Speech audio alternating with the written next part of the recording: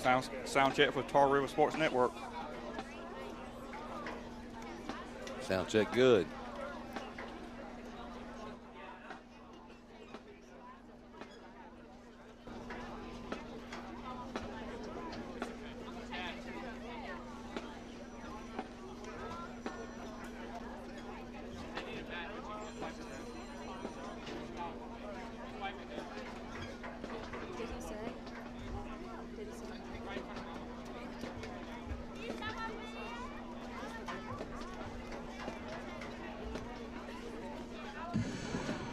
Ladies and gentlemen, if you would, please direct your attention to midfield as members of the Southern Nash Marching Firebirds are entering the field. At this time, if you would, please rise and remove all headwear as we will prepare for the playing of our national anthem.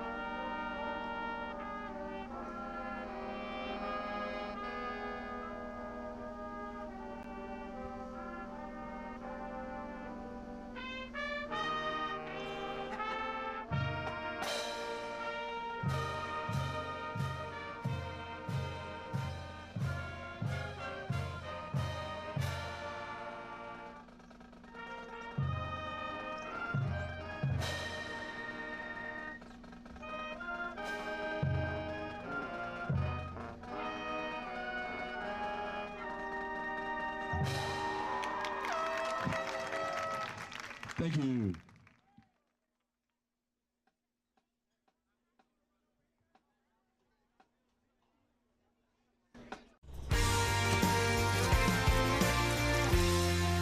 Hello, I'm Mark Speed. Growing up on my family farm in Franklin County, I learned to get up early, work hard, love my community, and stand on principle. Lots of times we get overlooked in this neck of the woods, but we deserve to have a voice at the table. We need high-speed internet, good schools, and taxes that won't break the family budget. It's hard enough for families living in rural America without government making it any harder. I'm Mark Speed, and I approve this message because you deserve to have a voice at the table.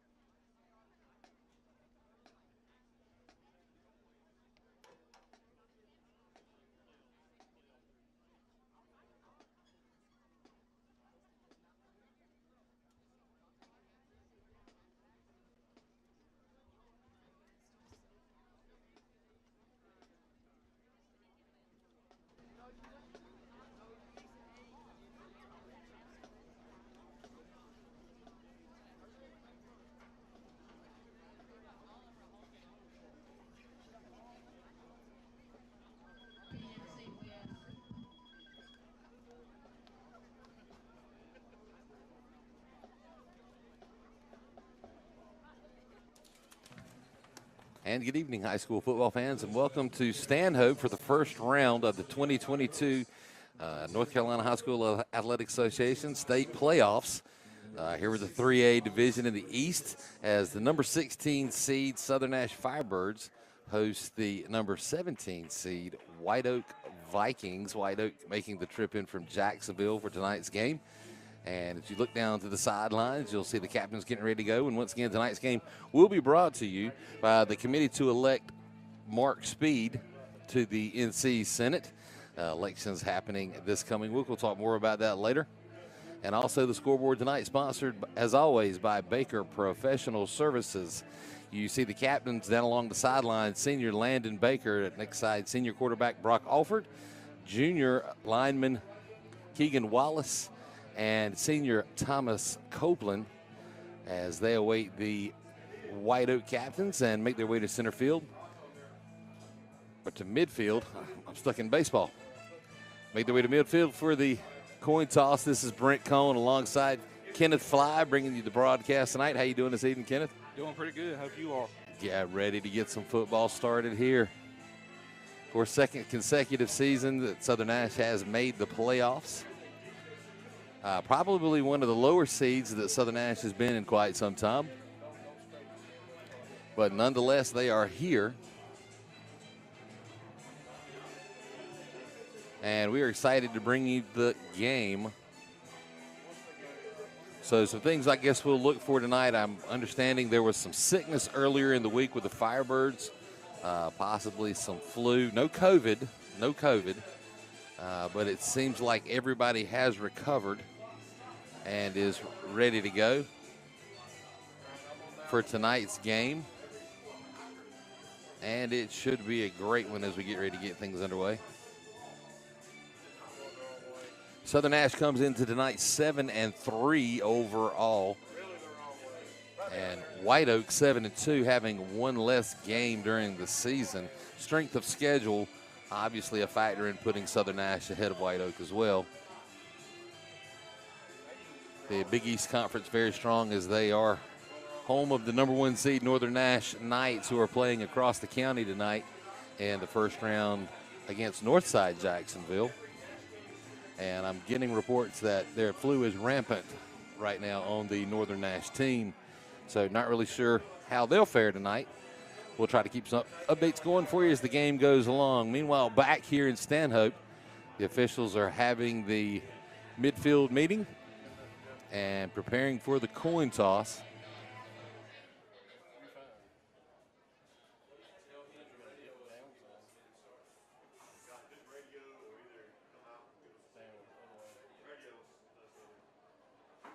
And we are patiently waiting, and there's the coin toss. And it looks as though White Oak has won the coin toss. We'll wait for the official signal.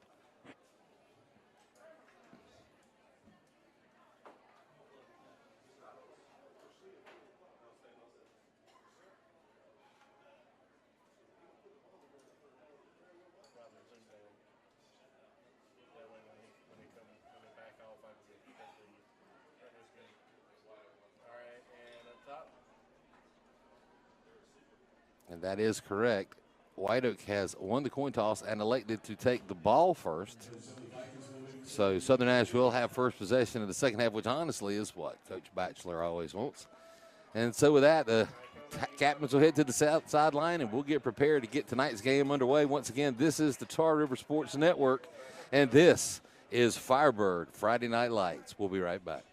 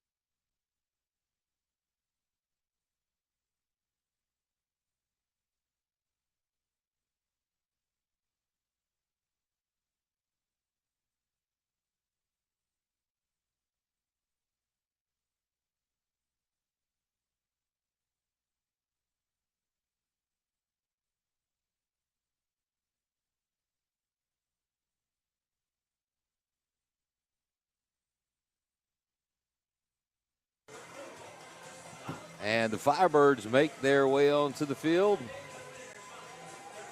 as we get ready for tonight's action. Of course, some key players to watch tonight, obviously. Virginia Tech commit Taliq Mitchell to be running the football for Southern Nash, as well as the passing opportunities to senior Landon Baker, who has been on several recruiting trips here as of late. We'll talk about those a little later in the broadcast as well. And, of course, Taliq Mitchell, the sophomore, who started the year as the JV quarterback and has now stepped up into basically a full-time running back position alongside his brother Taliq. So the 1-2 Mitchell punch ready to go.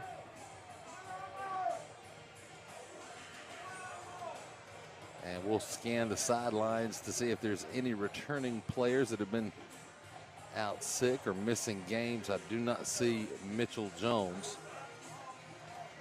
And, of course, defensively, one of the ones to watch is the freshman sensation Luke Faulkner, who has racked up a bunch of tackles as well as defensive scores and offensive score too this season.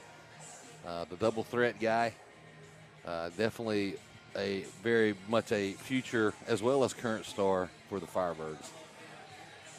And I can look down and see his dad, Todd, standing in the stands and wearing his throwback jersey from 91 and the Southern Nash Dream Team. They're the first team for Southern Nash that went to the Eastern Championship to face Burlington Cummins, hopefully to bring some mojo here to the Firebirds as they make yet another playoff run and an attempt to return to the state championship at Carter Finley Stadium from back in 2019. And there's the opening kickoff. It'll be a sideline kick, and Southern Nash recovers it.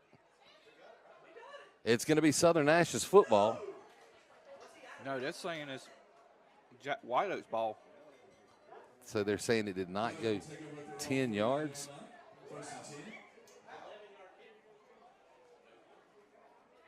Not really understanding that call. If it went out of bounds, there should have been a flag.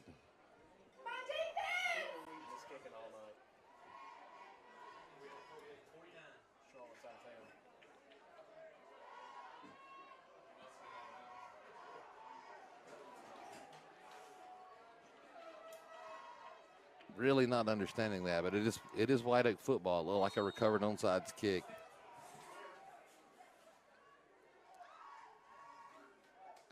And from the shotgun, the handoff will be to Eleni McJayo. I hope I'm pronouncing that right.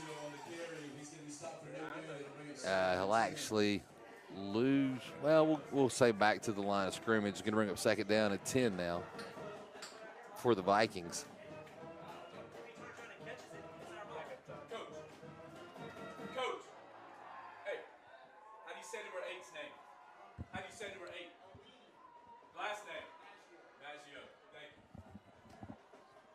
And Maggio again with a handoff. He'll get out across the line of scrimmage and out across the 50. A gain of about 2 yards on the play is going to bring up third down and 8 now for the Vikings.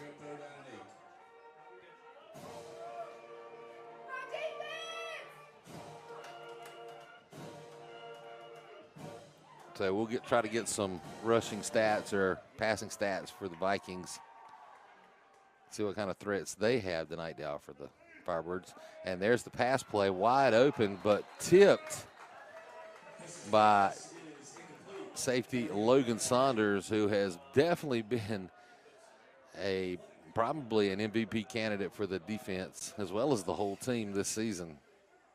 Most definitely.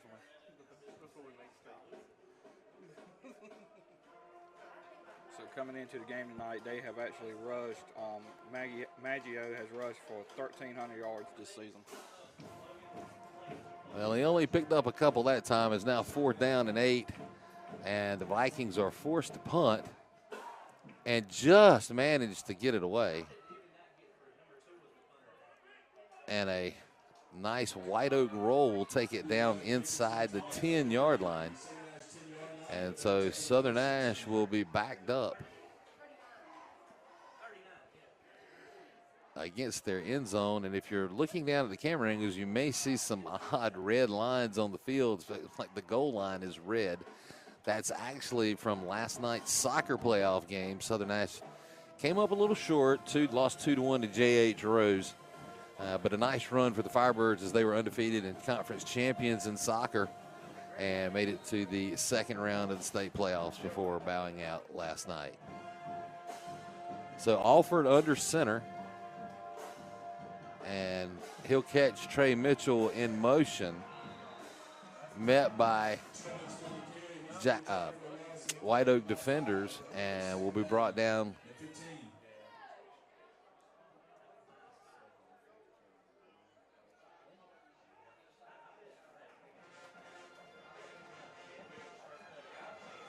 So did I miss a penalty? No, they got him started at 10. So he lost 5 yards on that. So second down and 15. The red lines are really throwing me off. Yeah.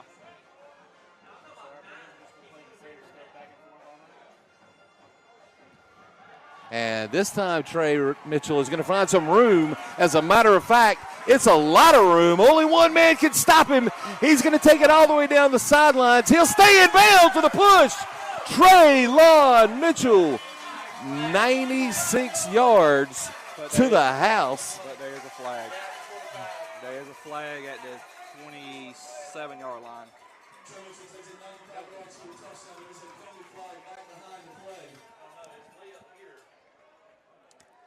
So this may be coming back. It was a sideline warning, so there is no penalty. That is a score with 9:42 remaining in the first period. Traylon Mitchell, who was thrown for a loss in his first run, takes it a little over 95 yards to the house on an explosive run right up the middle. And it looked like right there, so while we got a second there, it looked like it was a little confusion there for Jacksonville. They won't say it, and Southern Nash took full advantage of it. And if you'll notice, Cooper Wheaton is on for the extra point attempt. Charlotte Benson is not at the game tonight. Apparently she's traveling. And so Cooper Wheaton will take over, and a nice upright splitter to run the score to 7 as Firebirds take the early lead 7-0. And we'll take this quick moment to remind everybody tonight's game is brought to you by the committee to elect Mark Speed to the NC Senate.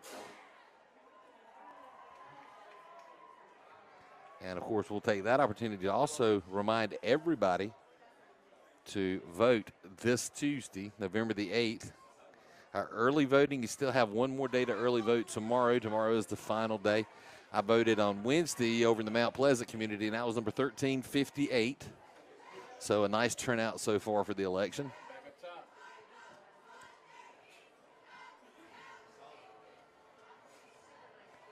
And Cooper Wheaton on again for the kickoff. I'd still like to hear the reasoning on that being White Oaks football a while ago, because the kick went 11 yards, unless they're saying he touched it before it was down. That might have been what it was. Didn't really get a signal from the official.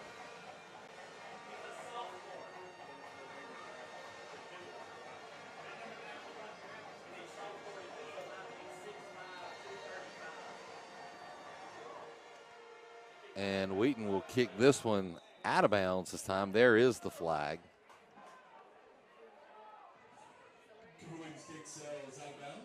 And so the Vikings will get the ball 1st and 10. Usually it goes out of bounds. It's at the 35.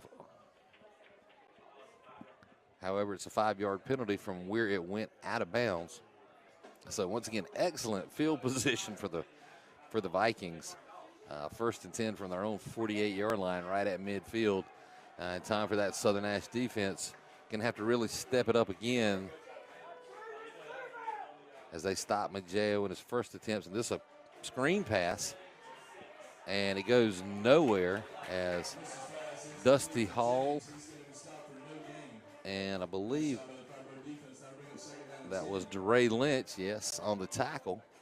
And, of course, that catch was completed to Avila, Jamison Avila. No gain on the player, bring up 2nd down and 10.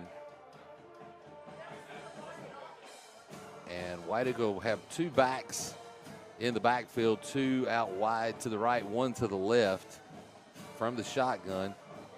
Maggio will get the handoff. He's hit in the backfield. He'll slip the tackle, but then he's hit hard at midfield by Thomas Copeland with a nasty stick. Gain of 2.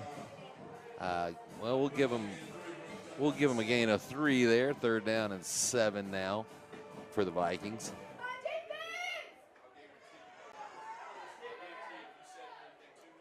Coming in tonight's game, quarterback Hester has 454 yards. Demarius Hester's, he's doing the quarterback duties. He's also listed as a wide receiver and a cornerback.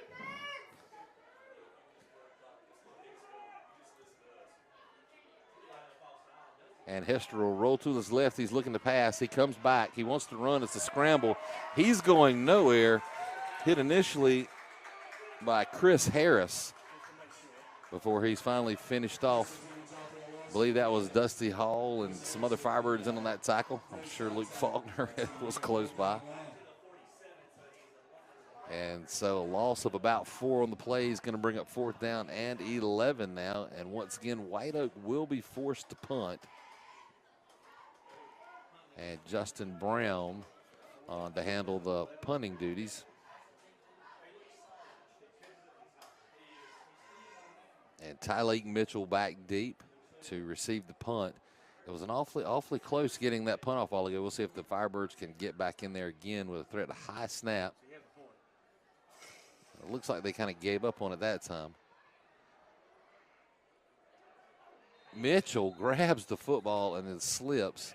It was raining here earlier this evening, so the field is wet. Can't really. I guess it would have been downed inside the 5, so not really a bad play. That was a great punt. Once again, to the benefit of the Vikings, they do have the Firebirds backed up deep in their own territory. It'll be 1st and 10, Southern Nash from their own 12-yard line.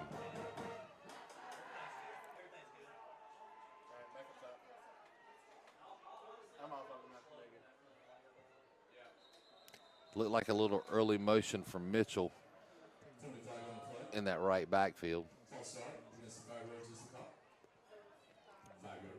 So once again, they'll back themselves up 5 yards, and it'll be 1st and 15.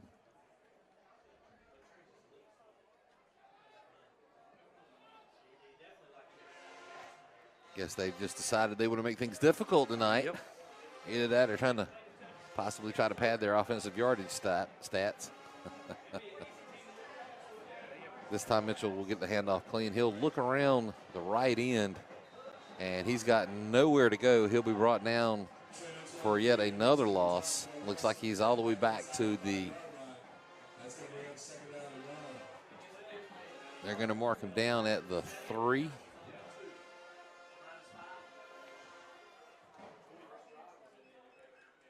So that's going to bring up 2nd down and 20 now for Southern Nash, as they will be operating from inside their own end zone. And pitch to Taliq Mitchell.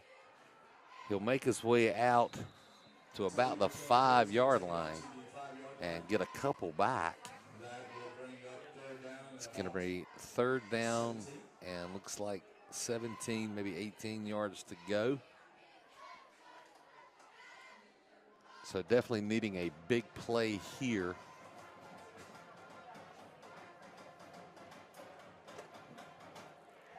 You know, if they're unable to convert on this 3rd and 17, that's pretty much going to leave Jacksonville with great field position. I don't think Coach Batchelor, I know he is historically loves to go for it on 4th down, but. And he's got Baker down the sideline. It looks like that's where he's going to look to. And Alford throws it behind him. Baker can get back. That pass is incomplete. That's going to bring up 4th and 17. And so Southern Nash will be forced to punt from the back of their own end zone. John Tollison in for the punt. And all you want right now is just a good, clean hole. You don't want it to go to the back of the end zone.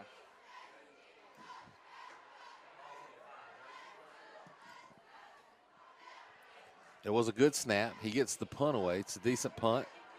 And it'll take a Southern Nash roll, and then it'll take a White Oak roll back in the other direction and finally be down by Thomas Copeland at the Southern Nash 38-yard line. So once again, excellent field position for the Vikings, who have not yet been able to take advantage of their good field position against a pretty tough Southern Nash defense.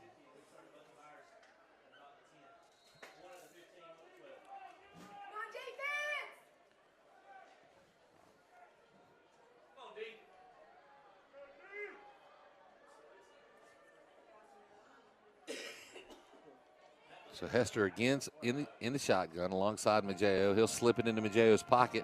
He'll be hit behind the line of scrimmage. And that was Dusty Hall on the initial hit alongside Luke Faulkner, Malachi Dobbins,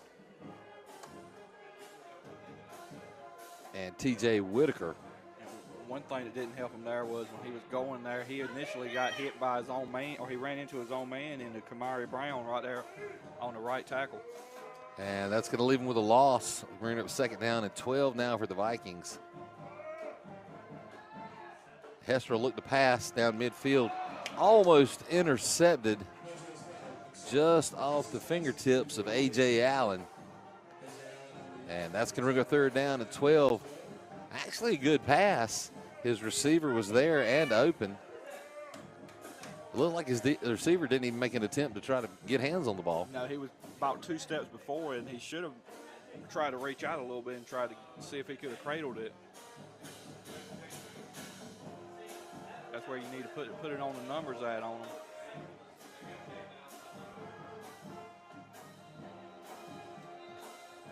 And looks like there'll be a flag on the play. And it's going to be encroachment against Southern Nash.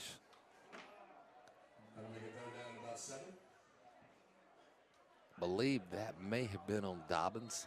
He was on top of the line swinging hands, and I guess they popped him for it.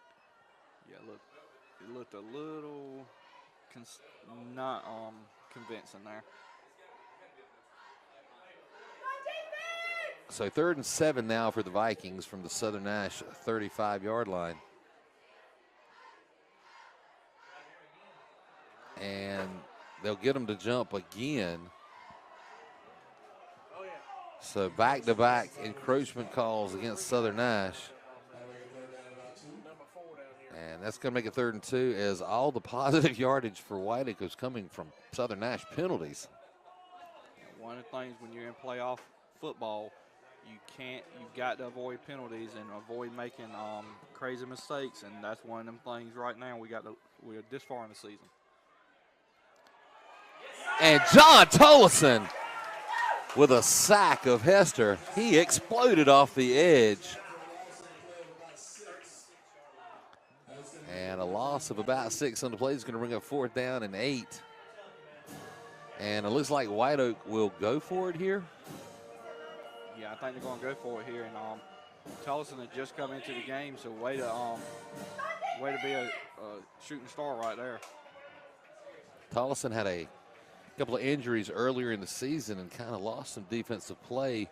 But you're right, way to come back and make your presence known. Hester will roll out to his left. Oh, slips the tackle from Hall, but he cannot escape. John Tollison with his 2nd sack. Back-to-back sacks for John Tollison. And White Oak will turn the ball over on downs. John Tollison comes up huge for Southern Nash. Of course, credit the first part of the sack to Dusty Hall, who stopped Hester's momentum and turned it back in John Tollison's direction. And go ahead. I was going to just say one thing to notice here on this next possession for Southern Nash. A while ago when Alford come off of the field, him and Landon Baker, they were talking to each other, and I saw the hand signal. Baker's like, I messed up on that one, so he's wanting to get one back.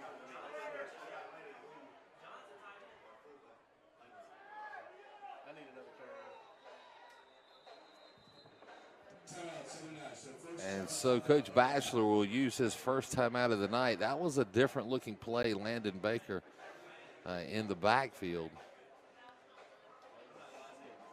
Something was there that Coach Batchelor didn't like, And he'll burn his first time out of the first half. And once again, tonight's game brought to you by the committee to elect Mark Speed to the North Carolina Senate. Elections being held this Tuesday. Make sure to go out and make your vote count.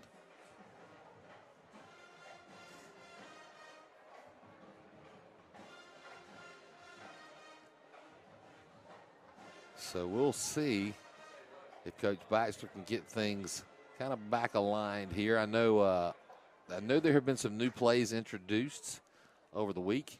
He's actually been introducing all kinds of new plays all through the season. You're starting to see less and less of the traditional Firebird look that actually took them all the way to the state championship. But it's different personnel. You don't have, a triple threat. Yeah. Of a Quentin Cooley and a Zonovan Knight and a Dalen Whitley.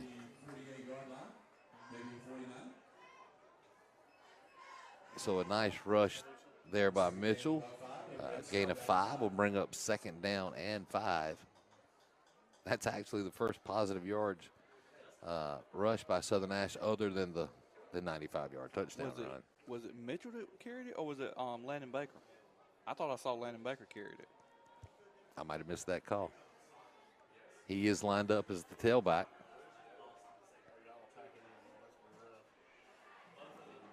It was Landon Baker that time, definitely with a handoff. He'll fight his way down close to the line to go, and we'll see where they spot the ball.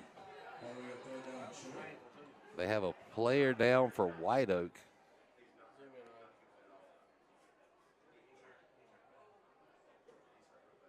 That looks awfully strange. That did not look good.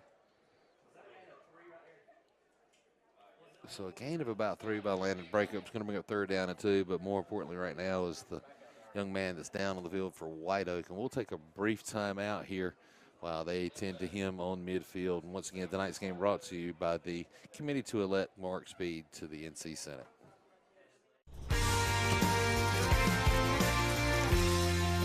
Hello, I'm Mark Speed. Growing up on my family farm in Franklin County, I learned to get up early, work hard, love my community, and stand on principle.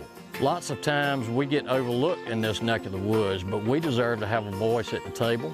We need high-speed internet, good schools, and taxes that won't break the family budget.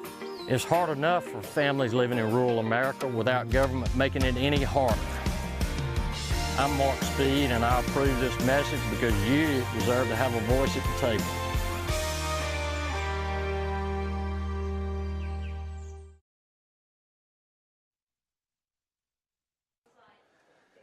And we are back, and it's great to see that young man get up and walk off the field, obviously with some assistance. It looks like possibly a knee injury.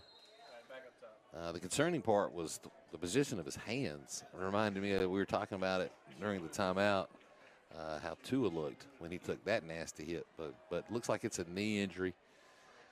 And back to live play, Taliq Mitchell with the pitch. He'll cut back in the middle and will definitely get enough to move the chains here for Southern Nash.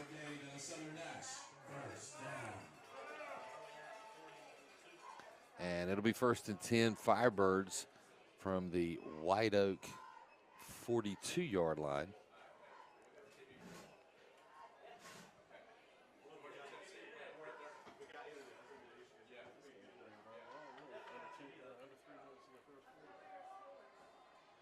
Alford under center. And Baker again with the handoff. He'll take it right up the middle. Landon Baker explodes up the middle. And touchdown Southern Nash as Landon Baker has his first rushing touchdown of the season. 42-yard rush, touchdown, no flags. So with 2:44 remaining in the first period up on the Baker Professional Services scoreboard, it is Landon Baker with his first rushing touchdown of the season. And it's still tough for me to get past because I can remember Landon grew up. He was the little slow fat kid. Boy, how times have changed for Landon Baker. And Cooper Wheaton steps on, and he'll miss it wide to the left. And so the score will hold at 13-0, Southern Nash in the lead. And like I was mentioning earlier, Landon Baker attracting a lot of attention from the D1 players. And I've just been corrected. I think that was his second rushing touchdown. I was actually getting ready to correct you. I was looking at the stats and I saw it. I'm like, we're getting ready to correct you. So I stand corrected both by my partner, Kenneth Fly, as well as Dan Baker, who was very quick to text me. Thanks, Dan. Appreciate the oversight here on the Tar River Sports Network. And we'll talk. So I wanted to mention some of the schools looking at Landon. Elon, Appalachian State, some of the bigger schools. Georgetown, an interesting school that's looking at him. Coastal Carolina. As far as in the state, ECU is having discussions with Mr. Bacon. And then we look to the ACC and see NC State, Syracuse, and Duke, where Landon has made visits and seen all of those. And outside of the conference, Illinois, the Fighting Illini, interested. And a return here. And he'll be taken out of bounds after a nice kickoff from Cooper Wheaton. So about the 25-yard line, and it's 1st and 10 now for the Vikings.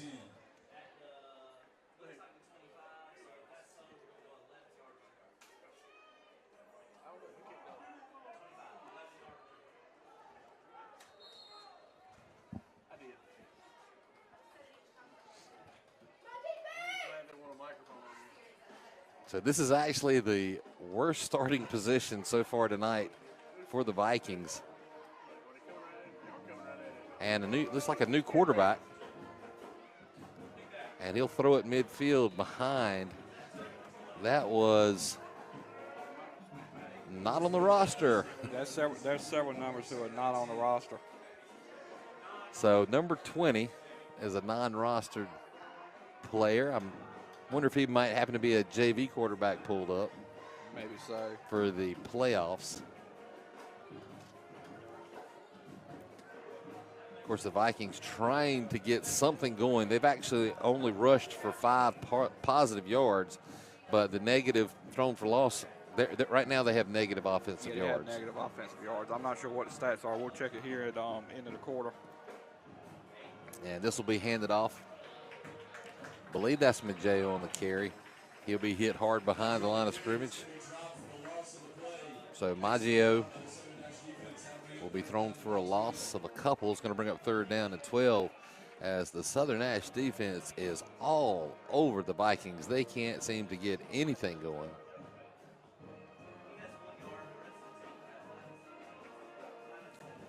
And I'm actually looking for Hester. I don't even see him on the field of play. Nope. I know you'd mentioned he was listed as a wide receiver, but he's not in there. We got 2 receivers to the right, 1 to the left. And that'll be batted down by Chris Harris. And so that'll bring up 4th and 12. And once again, White Oak will be forced to punt. And we've got a score update right now. Into the first quarter, over in Red Oak, Northern Nash is tied right now at 0. No score. So no score between Northside Jacks and Northern Nash.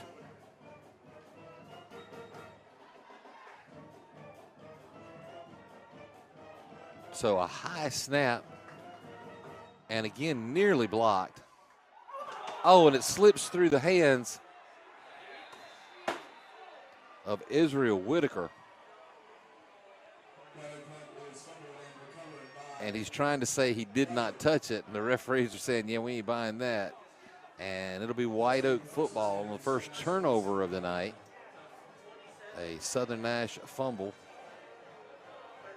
And White Oak will have the ball 1st and 10 from the Southern Nash 37-yard line. And I do see Hester here in the back under center now for quarterback in the huddle. So Hester has returned, and he's operating from under center. No more shotgun. He'll hand it off to Maggio. Who'll take it down for a gain of looks like about 4 on the play. He's going to bring up 2nd down and 6. Actually, they're going to give him 3, bring up 2nd down and 7.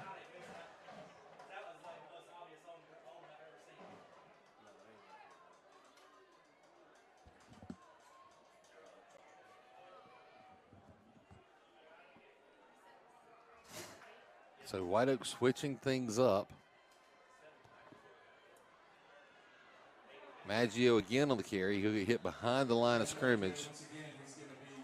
Forward momentum will pick him up a yard or 2. They're going to give him, looks like about a yard. It's going to go 3rd down and 6 now for the Vikings.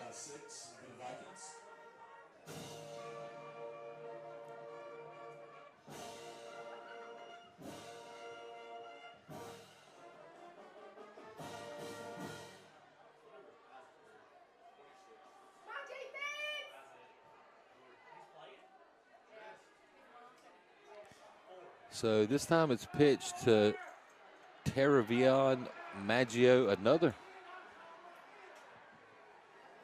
Maggio. Okay. And that's going to be the first down of the night for the Vikings. Taravion Maggio. And he is a sophomore. And we'll just make the assumption that they are brothers.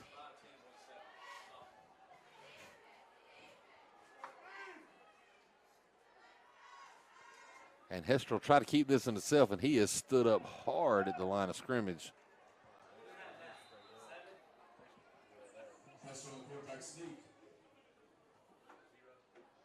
Can he stop for no gain on the play? And that'll bring the first quarter to a close, with Southern Nash leading White Oak by a score 13-0 here in Stanhope. We'll take a quick break. Once again, this is the Tar River Sports Network. This is Brent Cohn alongside Kenneth Fly, and tonight's game's brought to you by the committee to elect Senator Mark Speed to the North Carolina Senate.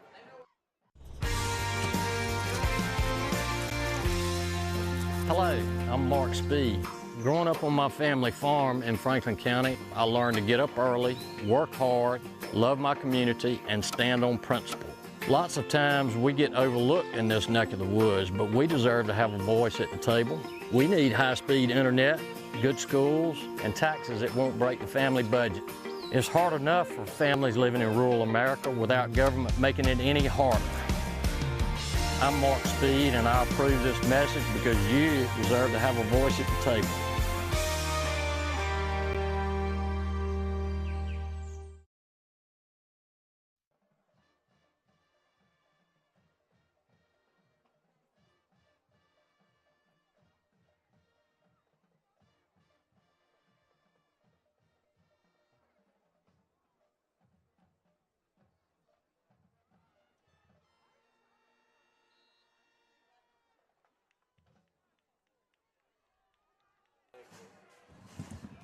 And we are ready to get the second quarter underway. It's White Oak football. 2nd down and 10 from the Southern Nash 22-yard line. Hester's going to roll out. And it's going to be knocked away as there was some contact. Looked like there should have been offensive interference with the push, but A.J. Allen still manages to keep his feet and knock the ball away. So that's going to bring our 3rd down and 10.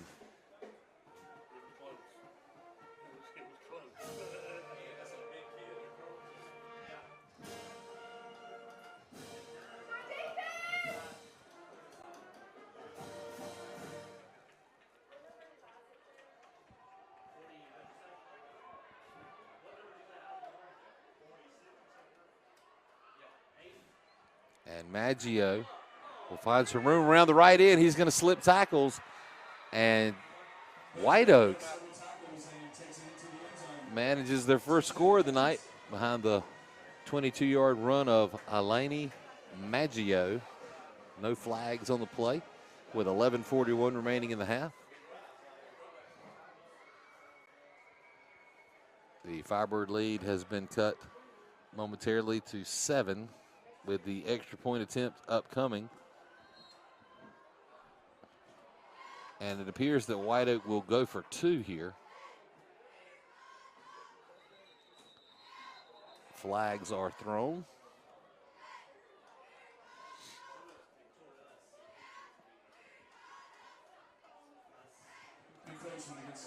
So as encroachment on Southern Nash, that'll be half the distance to the goal line. So that makes the 2-point conversion attempt a little bit easier. See if they change plays.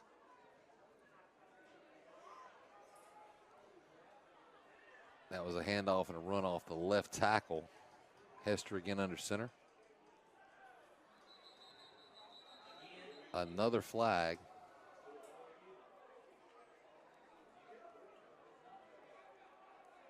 Looks like it's going to be encroachment again, so half the distance of half the distance.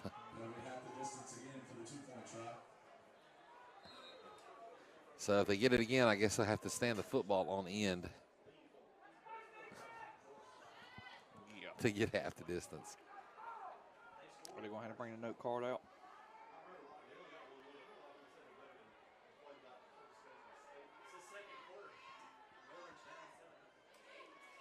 So Maggio will run off the right guard, and it's going to be good. And just like that, the Southern Nash lead is 5, leading 13-8 with 11:41 to go in the half. And I believe we just got a score update from Red Oak that Northside has pulled ahead 7-0 over the number 1 seeded Northern Nash Knights. Of course, Northside Jacksonville, the 32 seed. Yeah.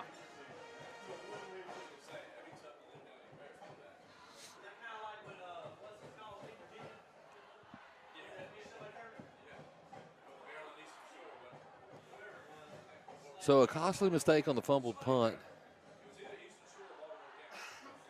gives White Oak excellent field position again, and this time they're able to capitalize on that and put 8 points on the board. And we are back to a 1-score game here in Stanhope.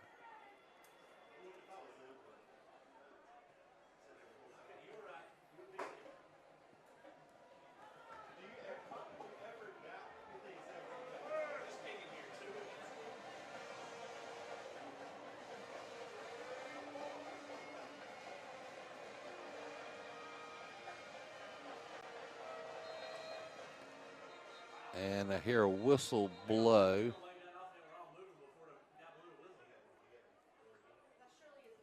Looks like they moved everything into motion before the official had blown the play live. So you have to wait. Don't know what they're waiting for. These officials are, they're kind of chatty in the coin toss. That took a little longer than normal. So he will call a penalty. On a delay of game. Delay of game? Huh. I never saw the flag. I never saw one either.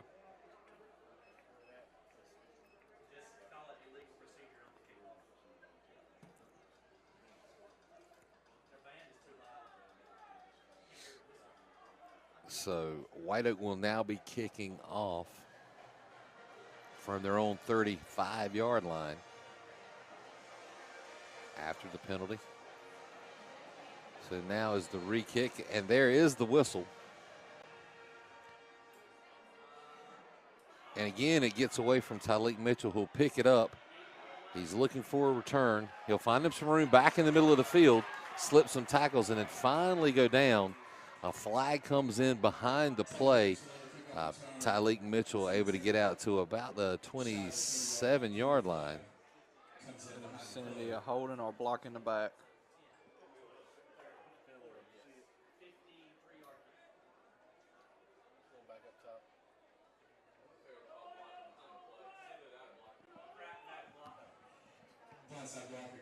So an illegal block called against Southern Nash. That should tack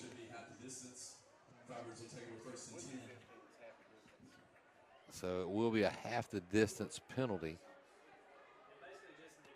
And once again, Southern Nash is backed up to their own end zone. It'll be 1st and 10, Southern Nash, from their own 11-yard line.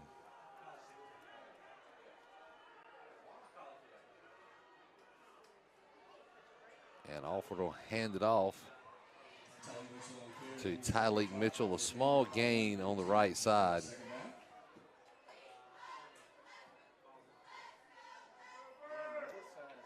Bring up 2nd down and 8 now for the Firebirds.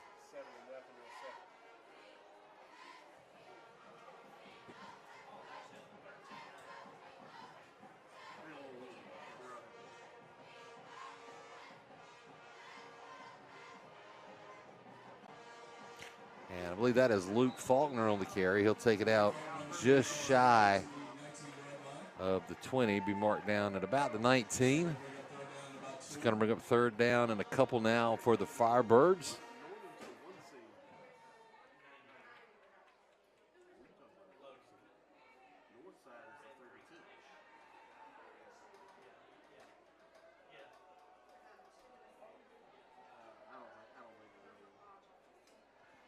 And this time it'll be handed off again to Taliq Mitchell, who'll find him some room around the right end. He'll be finally taken out of bounds, but that will be more than enough to move the chains for Southern Nash.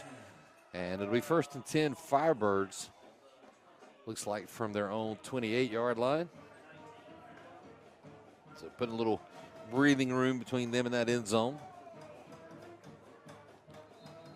And we got an injured Viking player on the field. So there'll be another injury timeout here as the White Oak trainers step out to attend to the young man that is down. And with that, we'll take a brief timeout with 10-11 left in the half up on the Baker Professional Scoreboard. This is the Tar River Sports Network, and we'll be right back.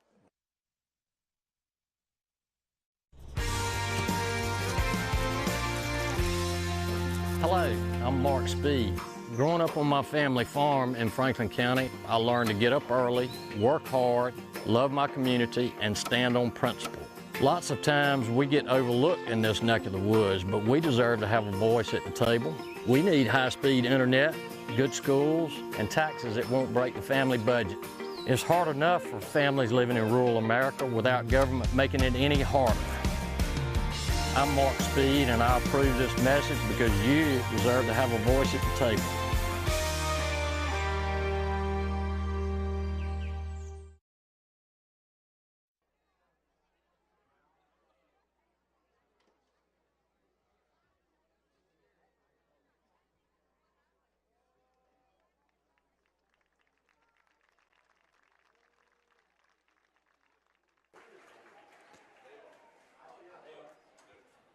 And so Daniel Rodriguez gets up under his own power and heads to the sidelines, and we'll get play resumed here.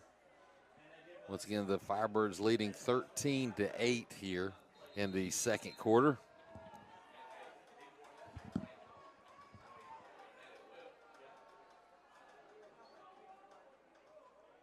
And this will be handed off to Landon Baker, who'll look to the left side. He'll make it out across the 30. Gain of about 3 on the play. He's going to bring up 2nd down and 7 now for the Firebirds.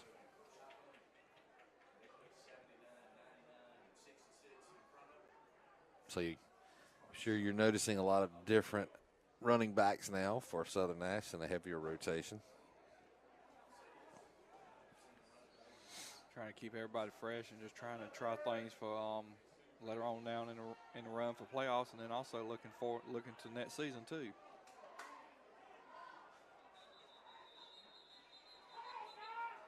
So some more issues with getting plays on and off the field, and Coach Batchelor will be forced to use his 2nd time out of the 1st half. And once again, we'll take another quick break and remind everybody tonight's game brought to you by the committee to elect Mark Speed to the North Carolina Senate.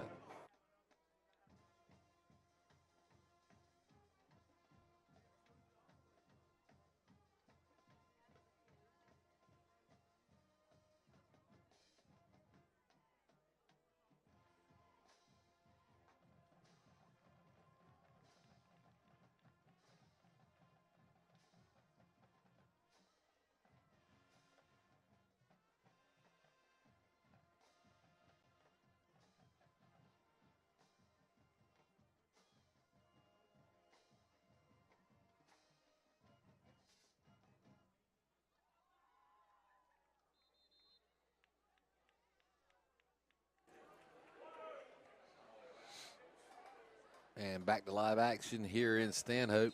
9:19 remaining in the half up on the Baker Professional Services scoreboard.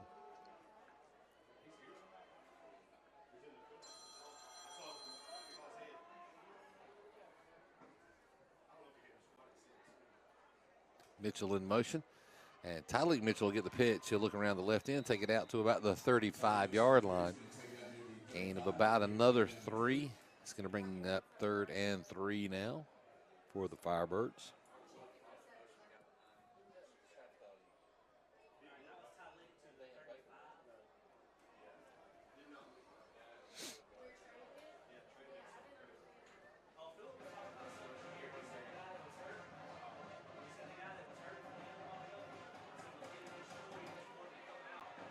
So 3rd and 3 here, and definitely early motion from Landon Baker. Flag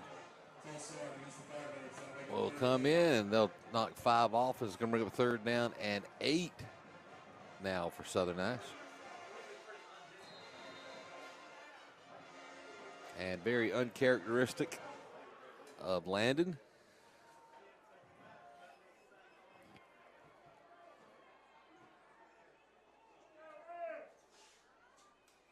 And Copeland will go in motion. There's a lead blocker. Taliq Mitchell with a lot of room around the right end. He'll take to the sidelines, and he'll stay in bounds all the way down. They're going to say he stepped out at the 29-yard line. I knew that was awfully close. So Southern Nash moves into Viking territory off the Taliq Mitchell run. And it's 1st and 10, Southern Nash from the White Oak 29.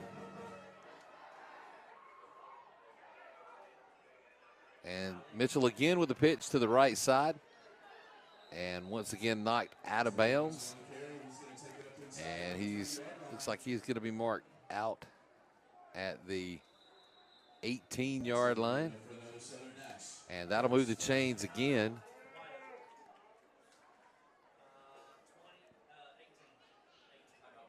And it looks like White Oak will use their first timeout of the first half.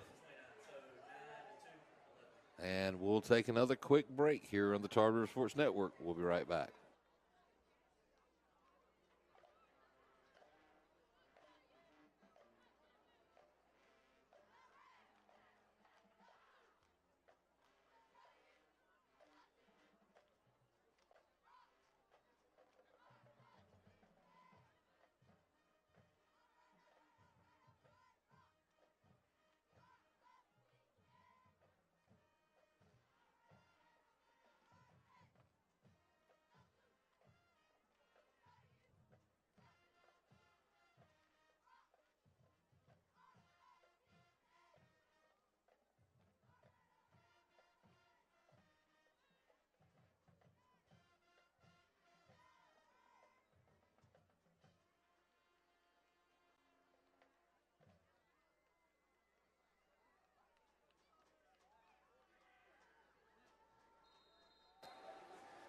So play will resume after the White Oak timeout.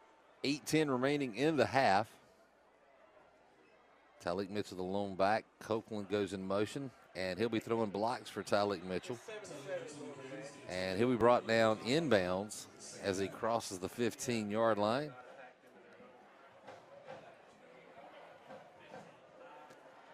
And it's going to be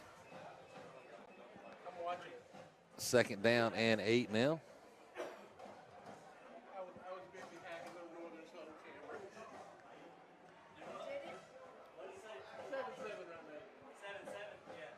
And a score update from Red Oak as Northern Nash has tied things 7 apiece in the second quarter. And Taliq Mitchell will lunge forward to pick up a couple more. And it's going to bring up 3rd down, and we'll just call it a long 5 here for the Firebirds.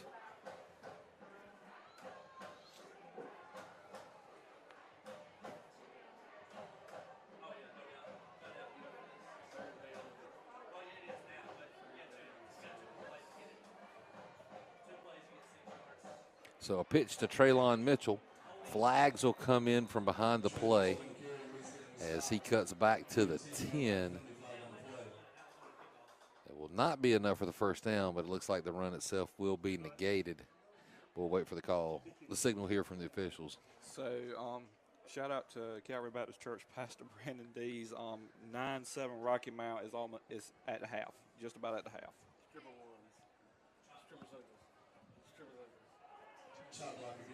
So a chop block against the Firebirds.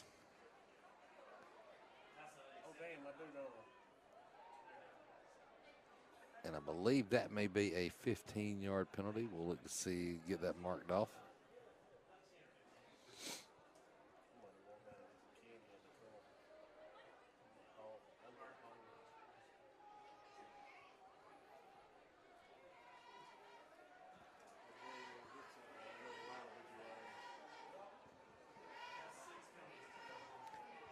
And 3rd and short has now become, looks like 3rd and about 18.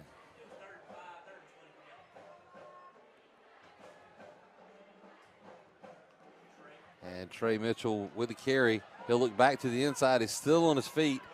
He'll take 2 defenders down back inside the 15. He'll be marked down at the, looks like the 13-yard line. So it'll bring up 4th down and 5 now for the Firebirds. And it's probably not tough to guess that Southern Nash is going to go for it as one of the Southern Nash players goes down to the ground. And I believe that that is Bryce Alton, who has gone down favoring his knee. So Bryce Alton, already playing through some injuries, is now up and will make his way to the sidelines.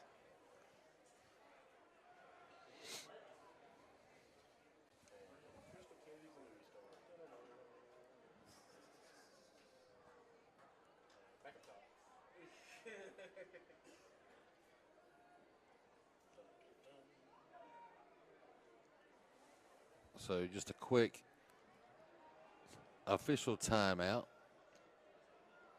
No actual called timeouts. And they're going to signal for the clock to get rolling here. It's 4th down and 5 for Southern Nash. They're going to go for it.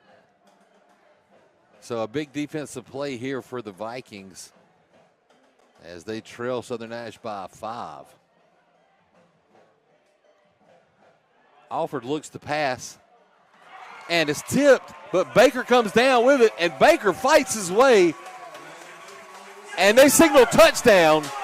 Landon Baker, what strength. He had guys hanging on him, and he fought his way into the end zone with 5:58. And just when I think he can't come up with a different way to impress me, he finds a different way to impress me. I mean, he was hit and down. He was down and out. They had him stopped behind the line of scrimmage, but he just powered through. The ball was actually tipped by the defender, and he still caught it. Yeah. Managed to turn and then fight off defenders and get his way into the end zone. So another impressive touchdown by Landon Baker, his 2nd score of the night. And he'll get the gift of the 2-point conversion, and he'll add 2 more to his point total for tonight, as Southern Nash is now pulled ahead 21-8 with 5:58 remaining in the half. Southern Nash in the lead. This is the Tar River Sports Network. Tonight's game brought to you by the committee to elect Mark Speed. We'll be right back.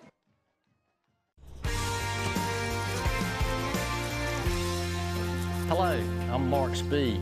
Growing up on my family farm in Franklin County, I learned to get up early, work hard, love my community, and stand on principle.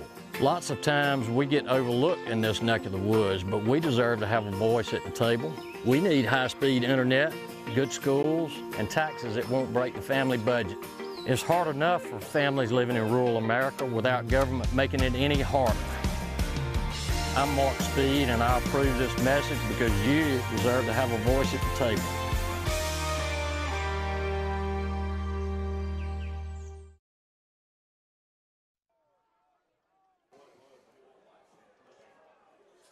So we're back for the Southern Nash kickoff, and of course a couple of close games across county. Rocky Mount leading Jacksonville 9-7, and Northern Nash tied up with Northside Jacks. And then, of course, here it's a little more one-sided, 21-8, Southern Nash in the lead. Cooper Wheaton with a high kick. It'll be a fair catch called by, okay, I'm not even going to try to pronounce that, Ogumora. I think that's right. Military towns will have a wide variety of last names and how do you pronounce them, so a little bit different. We don't get the Harrises and the Whitakers and the Bakers. Yeah, we're going to do the best we can here. Some of these last names. Ooh. So Hester from the shotgun. Hester's easy enough. Looks like they had a little movement, and I believe that's going to be. Oh, they actually called timeout. Their second timeout of the half with 5:56 remaining.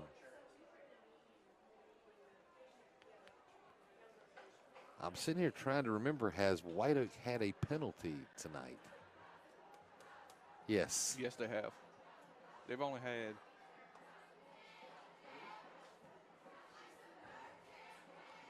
I know they had the offsides penalty.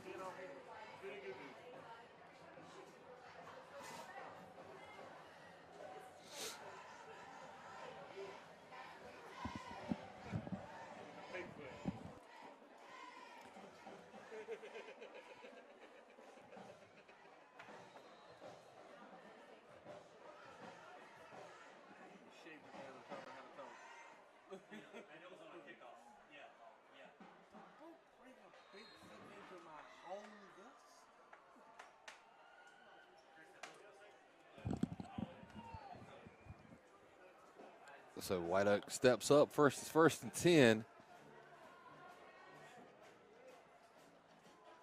And movement. No flag. Hester takes off on his own, still on his feet. Very much a blown call by the officials, as there was movement in the backfield. They're trying to say he came back set. He was still moving.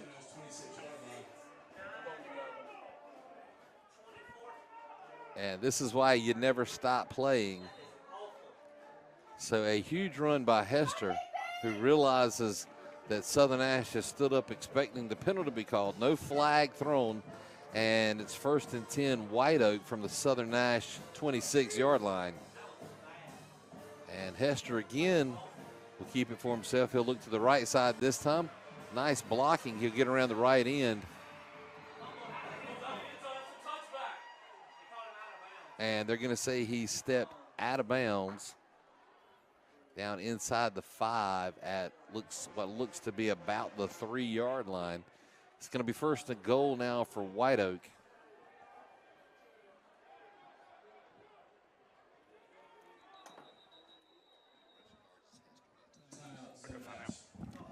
And so Southern Nash will take their final time out of the half. And we'll take a quick break, too, here on the Tarver Sports Network. We'll be right back.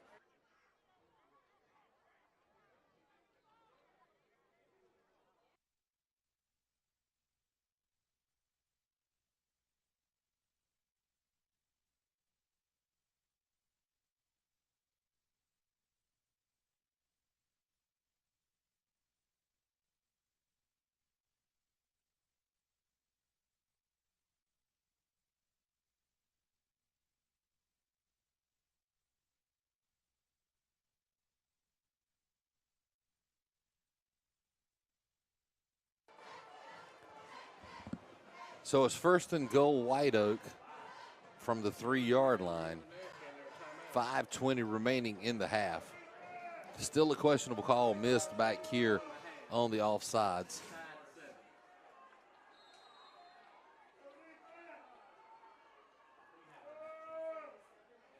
Hester under center, and he'll hand it off to Maggio. He can't find anything on the left side. Of course, White Oak has made it this far down the field behind the legs of Hester, who came in tonight's game with over 1,000 yards rushing, the second leading rusher on that White Oak team behind Maggio.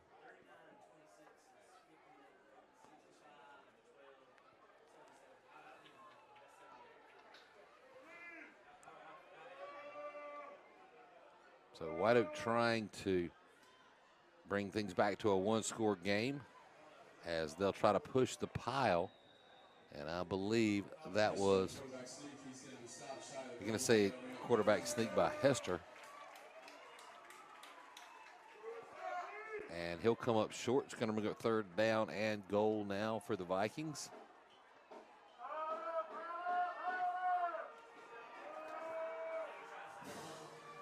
So again, piled up in the middle. And they'll try the quarterback sneak again. This time, it's not going to happen. No, they're going to say he slipped off and got in. Forward momentum had been stopped. No whistle was blown. And it looks like Hester may have rolled off to that right side and gone into the end zone with 4:03 remaining in the half. And with 6 more on the board, the Vikings are now within 7 of Southern Nash. It looks like they will go for 2 again.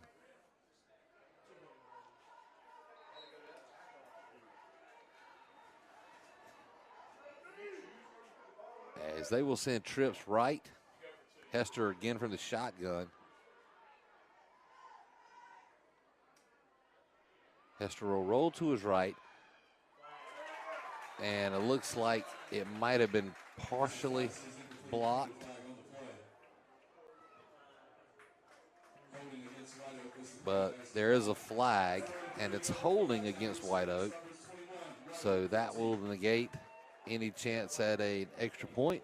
So the score will hold Southern Nash 21, White Oak 14. 4:03 remaining in the half on the Baker Professional Services scoreboard. This is the Tar River Sports Network, and we will be right back.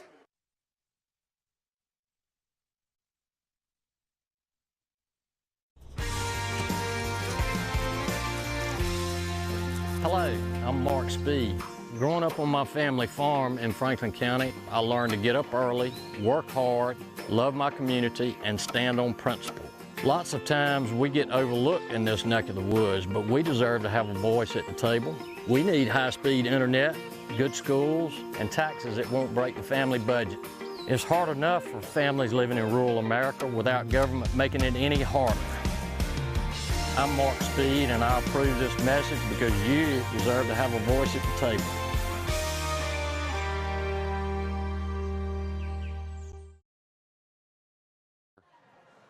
And the lead official, I'm sure, was questioning the miss of the offsides call as well as the pushing in the back from the offense.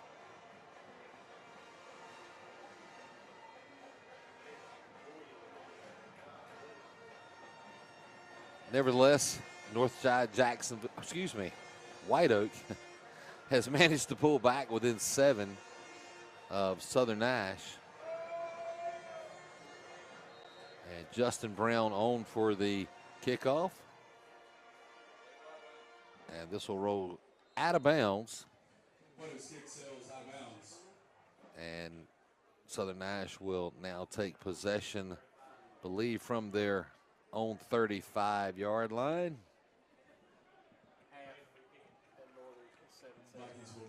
Actually, they're going to make them back up and re-kick it.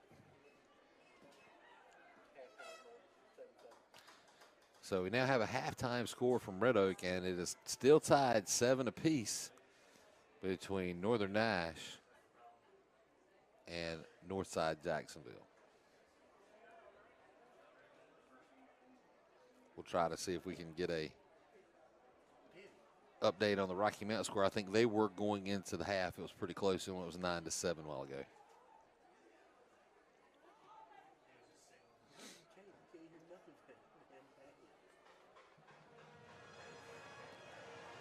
So Brown again to kick off.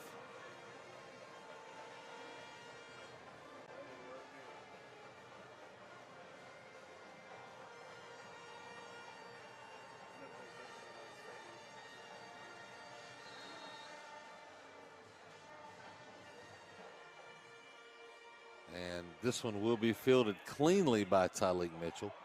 They'll bring a return back up the middle. He's hit hard at the 30-yard line and goes down at the 32. And it's 1st and 10 Southern Nash from that spot with 3:56 remaining in the half. So we'll see if Southern Nash can make that last second run at a lot of scores. You know, they've, what, 2 touchdowns against Bunn. And this time it's Trey Mitchell who breaks free. He's looking down the sidelines, finally taken out of bounds into White Oak territory. And it'll be first down Firebirds from the White Oak 41-yard line.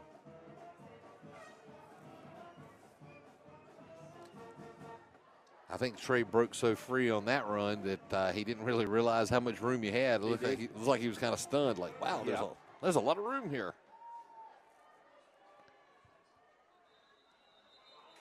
And the flags will fly. And they're going to say encroachment against White Oak. So that'll tack 5 onto the. Whoa.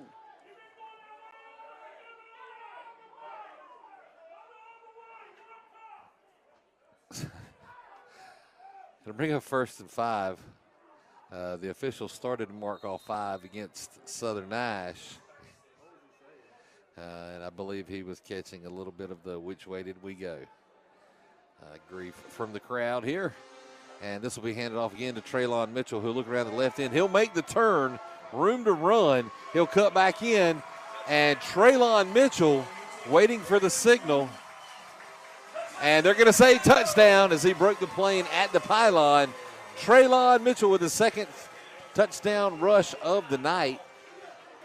And that was a 41-yard run to go with his previous 95-yard run. So close to over 150 yards rushing now for Taliq Mitchell, probably closer to 200. Cooper Wheaton on for the extra point attempt.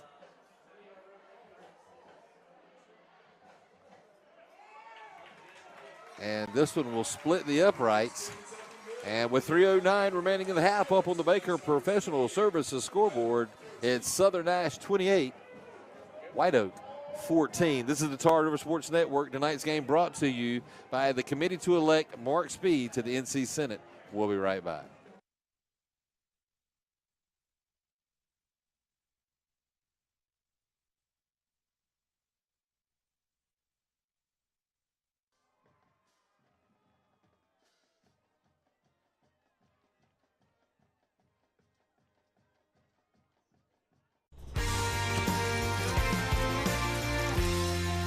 Hello, I'm Mark Speed. Growing up on my family farm in Franklin County, I learned to get up early, work hard, love my community, and stand on principle. Lots of times we get overlooked in this neck of the woods, but we deserve to have a voice at the table.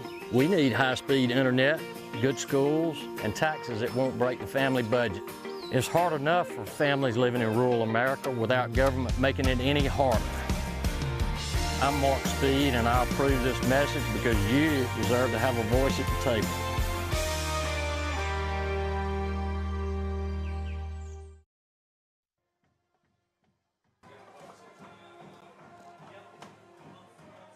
And Wheaton on for the kickoff.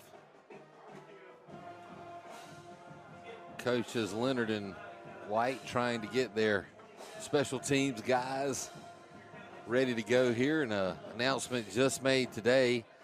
Assistant coach and special teams coach Lavelle White has been named the head basketball coach at Southern Nash Middle. So congratulations to Coach Lavelle White. And a fair catch is signaled again. And White Oak will take over 1st and 10 from their own 43-yard line with 3:09 remaining in the half up on the Baker Professional Services scoreboard.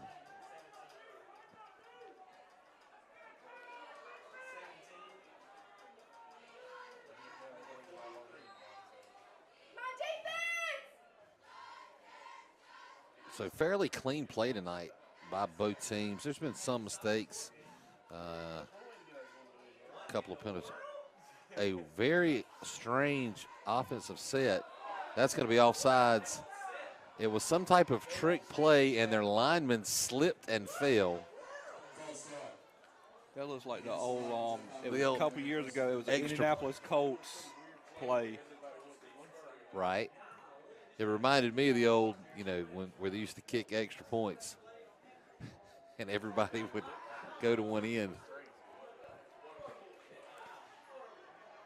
That would have been interesting to see what that was, because if that lineman, he slips and falls, and that makes it offsides. Now 1st and 15. Obviously, they abandoned that play. Maggio again with a handoff. He'll be hitting the backfield, slips one tackle, but can't get away from all of them as he is swarmed by the Southern Nash defense and thrown for yet another loss.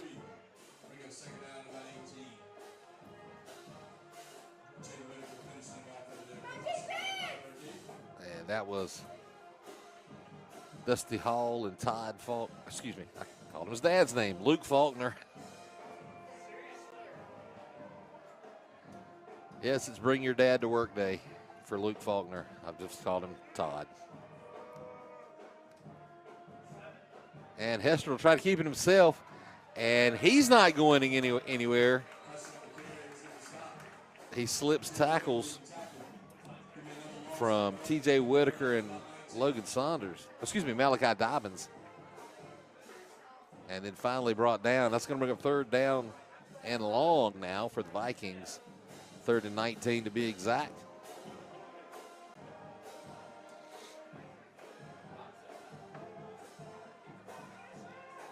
So it looks like somebody poked the Southern Nash defensive bear. Hester again from the shotgun. And he is swarmed. Oh, my goodness. Nowhere to go. Chris Harris just pummeled Hester in the backfield. Another sack for the Firebirds, and it's 4th and forever. And Whiteoak will be forced to punt with 1:20 and counting left in the first half. Jaden Whitaker back deep to receive the punt for the Firebirds.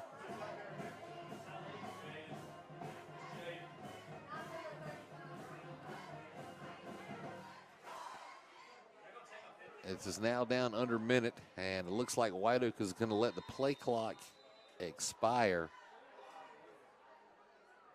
and take a delay of game. They actually had a timeout they could have used to not be moved back 5 yards, but for some reason took the 5-yard penalty, and that will back their punter Justin Brown all the way up to the 7-yard line. Now, Southern Nash has really come hard at some of these punts.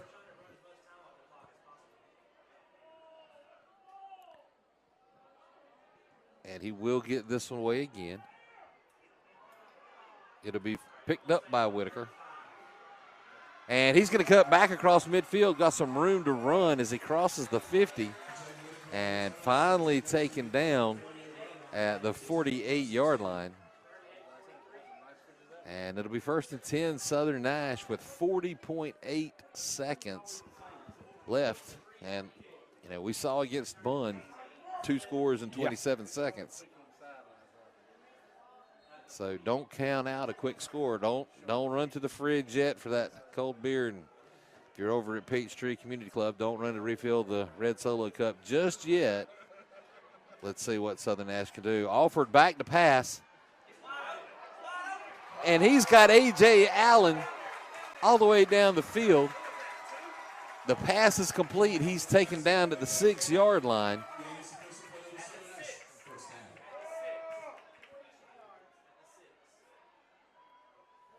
And Alford will spike the ball and stop the clock with 26.5 seconds. It's now 2nd and goal for Southern Nash from the White Oak 6-yard line. So a huge pass completion to A.J. Allen. You know, a lot of people will fail to remember that Southern Nash has actually got a really good receiving core. Obviously, Landon Baker gets a lot of attention and makes a lot of catches and draws the attention of the defense. But we've seen touchdown passes to Thomas Copeland. We've seen John Tullison get in the mix. Madison Jones earlier in the season.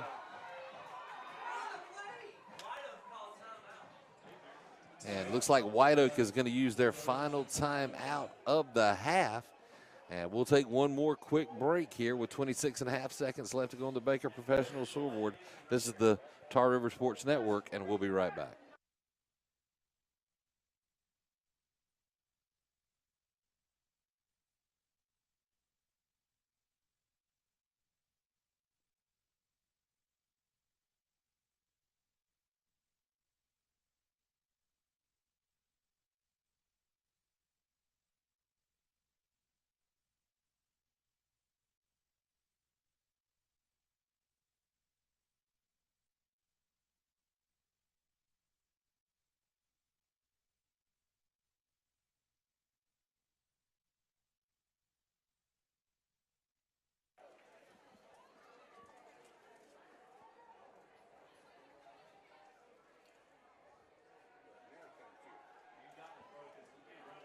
So 26.5 seconds remain. It's 2nd and goal from the 6. And Alford will step up under center. And he's going to look to pass. And once again, they fool everybody.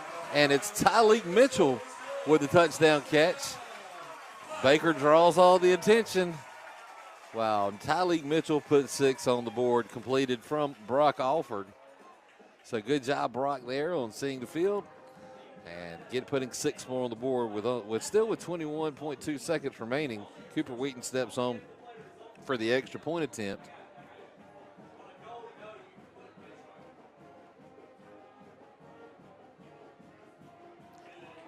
And he'll split it again, now 3 for 4, and it's 35-14, Southern Nash.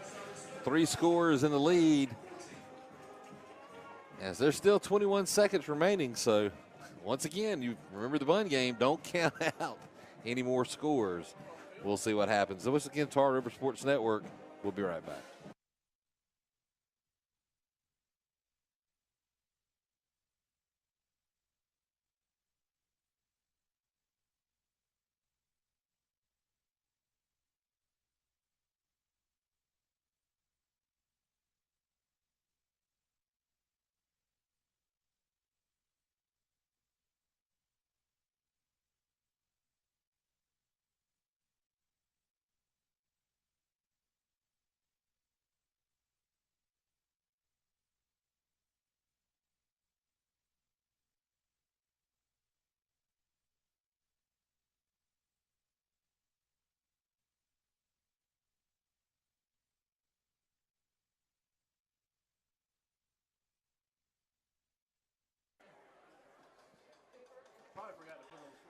So Wheaton again on for the kickoff, and fair catch will be signaled at the 31-yard line.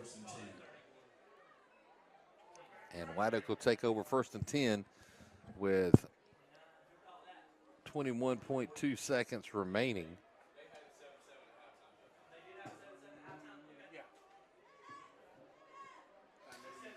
So a corrected score from halftime over in Red Oak. Northern Nash is actually went into half with the lead, 10-7, after a late field goal by Bryson Jenkins. Bryson Jennings. He'll love me for saying that. Ricky's going to get you. Yeah. At least I didn't say Jenner. Bryson would really love that one. Hester with the carry. He'll take it down close to the 35 mark, down at the 34.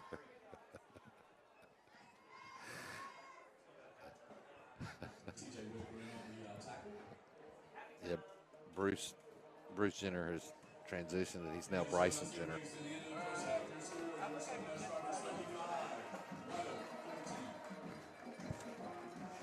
And that'll bring us to the end of the first half here at Southern Nash, and I'm probably going to be in a lot of trouble here. Southern Nash leads 35-14 over White Oak. This is the Tar River Sports Network. Once again, tonight's game brought to you by the committee to elect Mark Speed to the North Carolina Senate. We'll be back with the start of the second half in a few minutes.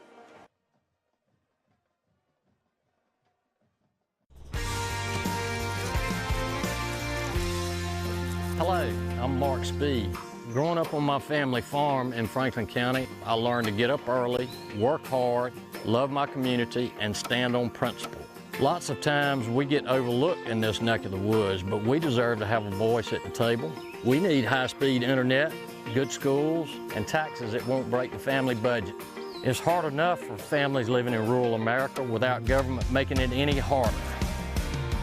I'm Mark Speed, and I approve this message because you deserve to have a voice at the table.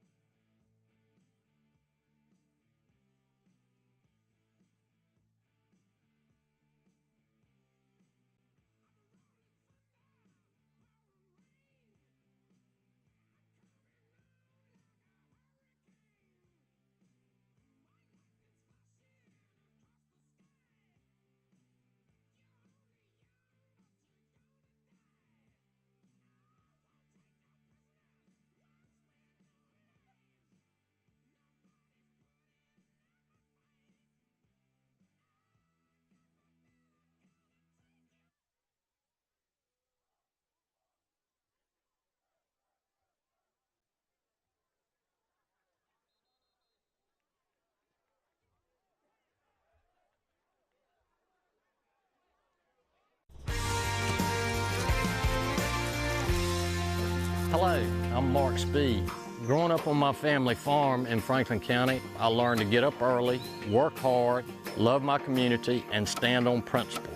Lots of times we get overlooked in this neck of the woods, but we deserve to have a voice at the table. We need high-speed internet, good schools, and taxes that won't break the family budget. It's hard enough for families living in rural America without government making it any harder. I'm Mark Speed, and I approve this message because you deserve to have a voice at the table.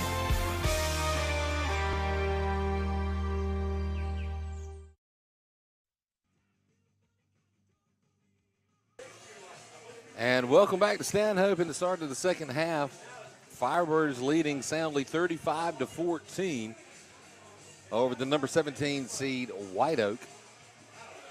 Of course, Southern Nash, the 16th seed.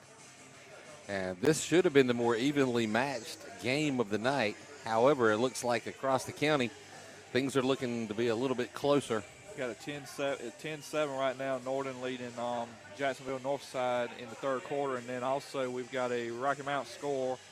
Rocky Mount is trailing right now 14-9 in the third quarter as well. And, of course, Rocky Mount and Northern Nash, both higher seeds. Northern Nash, the number 1 overall seed in the East. And an onside kick, which looked like it was almost catastrophic,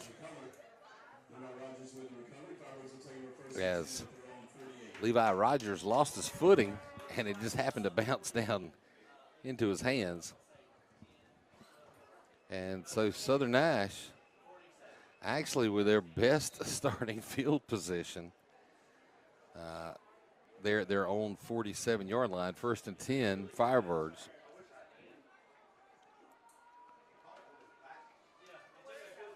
I hope they try that trick play again. I really want to see what that looks like if it works or if they get it off. But this is no trick play. Taliq Mitchell up the middle, stays on his feet, holds on to the football. Definitely been some focus on ball protection. Much better improvement here for the last couple of weeks. Oh, yes, and he takes it well into Whiteville territory. It's 1st and 10, Southern Nash from the Viking 29-yard line.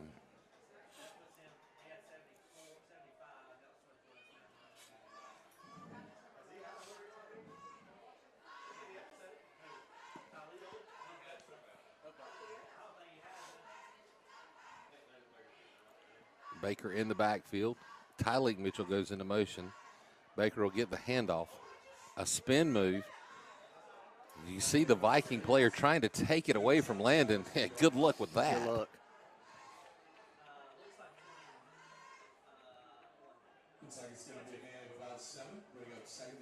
And it looks like Baker may have taken a blow to the funny bone. As you see him wiggling that left arm. From the baseball perspective, don't be wiggling the right arm, brother. Kind of need that here in a few months.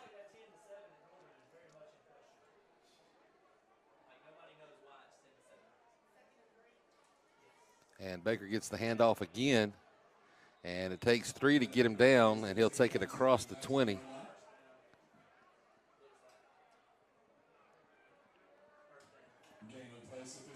And that'll be enough to move the sticks for the Firebirds. And it's 1st and 10, Southern Nash from the Viking 19 now.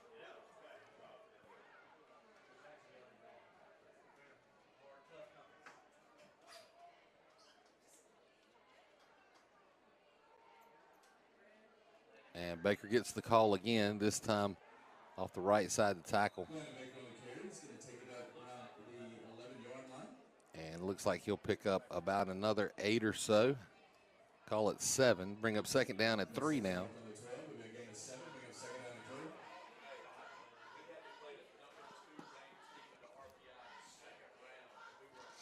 And Baker gets a deserved break.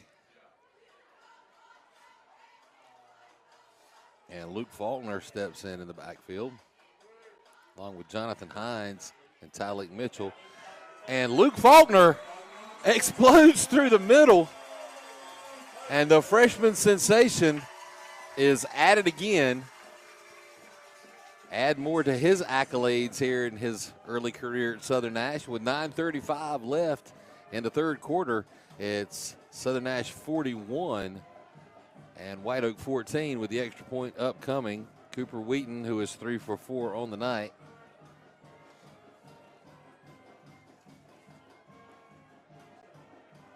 And he'll split it again. And it's 42-14. Southern Nash in the lead.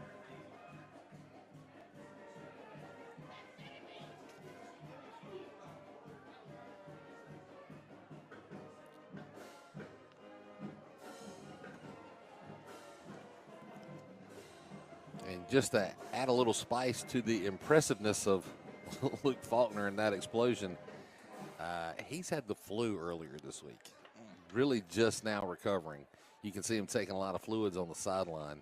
That just tells you the heart of that young man, as well as there are several other. Landon Baker flew this week. But the recovery and the desire and the will to get out here and play.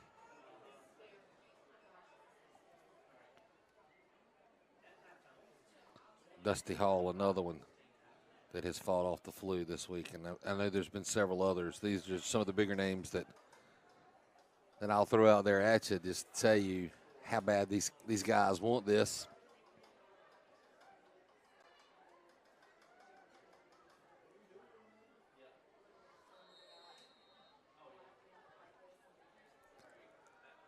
And this will be fielded at the 26.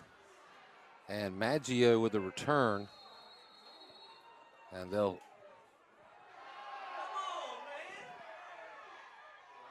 stop the momentum as Jonathan Hines got behind the play, and then you could see that the White Oak player pushed him back to the ground. No flag was thrown. I think our coaches wanted a call there, didn't get it. No need to let it get out of hand if you're the officials. So it's 1st and 10 White Oak from their own 37-yard line. And I just saw Jake Cooper warming up on the sideline, so it's very possible we see Jake Cooper on the next offensive possession for Southern Nash, specifically if the defense is able to hold again. Maggio with the handoff. He'll look to the right side. Nothing doing as Dusty Hall with the initial hit, and Luke Faulkner closes him off. And a loss of a couple on the play is going to bring up 2nd down and 12. And we got another Rocky Mount score update right now. Rocky Mount is trailing 21-9. So 2 quick scores by Jacksonville during the second half, and they have taken the lead away from the Griffons. So one Nash County team definitely in danger at this point. Hester will look to the pitch, and that was dangerous. Jamison Avila. As you can tell, he was losing his footing and leaning back with a Southern Nash player close at hand. That could have been a very risky hit. But the loss of yardage brings up now 3rd and long for White Oak.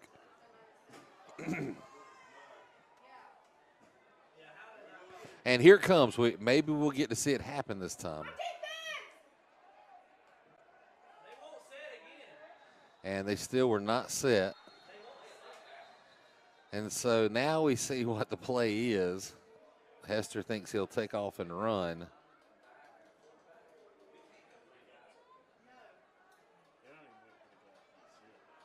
So they can't get set. The flag is thrown. So it should be a false start. Or they might just be throwing the flag for, what kind of crap was that?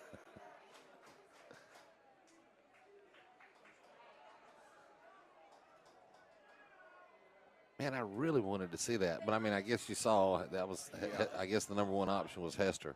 Yeah. Offsides against White Oaks to call. Hey, linemen are not up for all the trick play stuff. Just put them down and let them bust some heads. You put them running over to the sideline and then trying to get set? Come on now. Yeah, come on, man.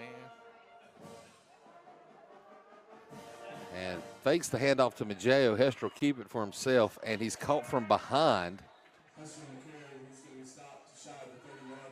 And that was Chris Harris, along with several other Firebirds who were laying in wait.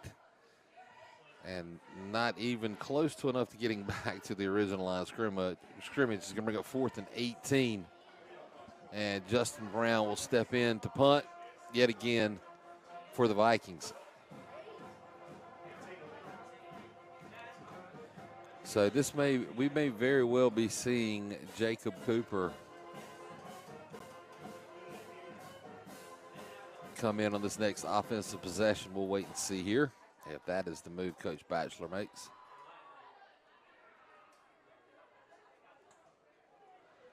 And a bullet punt will be picked up by Jaden Whitaker. And he'll take it across midfield, and he's finally brought down with forward momentum. They'll mark him down at the 48. And that's where Southern Nash will take over 1st and 10.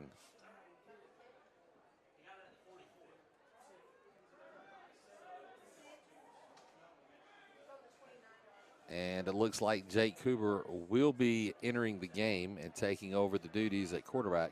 Now, obviously, I have a personally vested interest in this because I want to see Jake throw the ball. I don't know if Rice is upstairs in the coach's box and can hear me, but let him throw it. And that's definitely going to be encroachment against the Vikings. The official heads in the right direction this time. He said, I'm not going to make that same mistake twice. It'll be 1st down and 5 now for Southern Nash.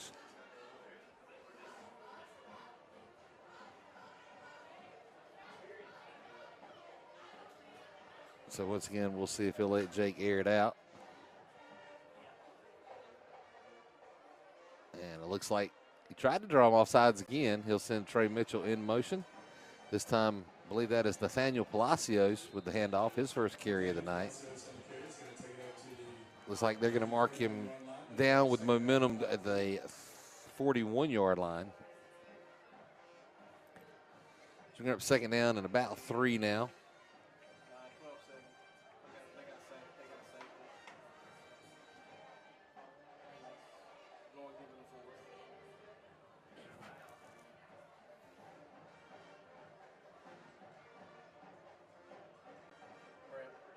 And Cooper looks like he'll try to draw him off sides again. 12-7 Northern going into the 4th. So this will be handed off to Luke Faulkner. He'll take it down to about they're going to look like they're going to give him to the 39. It'll still be short the 1st down, but it's going to be 3rd and short. And just got a score update, 12-7. Was there a safety? Yeah. So there was a safety going into the 4th quarter. And it's a 12-7 ball game over in Red Oak. So they've had a touchdown, a field goal, and a safety. Starting the 4th. And the push forward, that was Jake Cooper on the quarterback keeper. And he'll pick up enough to move the chains for the Firebirds. And it's a 1st and 10 behind the Jake Cooper offense. Looks like this would be a great situation to see Jake throw the ball. Yes, I yelled that a little bit.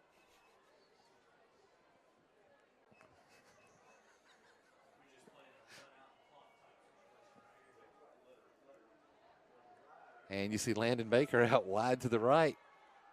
Oh, man, I thought it was going to happen. Handoff to Taliq Mitchell. And it looks like the official may have taken a hit as he's limping a little bit there on the sidelines. And it's going to be 2nd down and about 6 now for Southern Nash.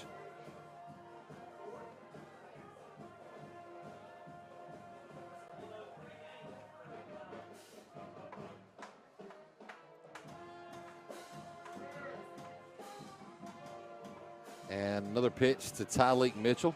And he'll split the defenders on the right side, and nobody's going to touch him. And he goes into the end zone, and it's touchdown Firebirds, Taliq Mitchell. And looks like there was some activity in the backfield between John Tollison and one of the White Oak defenders. And like there was a flag on the play. Holding against Southern Nash is a call, and then they didn't. I don't know if they called the other one a while ago. So another flag is thrown amidst the White Oak players. Looks like there will be a penalty thrown against White Oak, maybe. It was unsportsmanlike conduct against White Oak on that one. The touchdown was negated on the hold. We'll wait and see what kind of falls out here with the other penalties.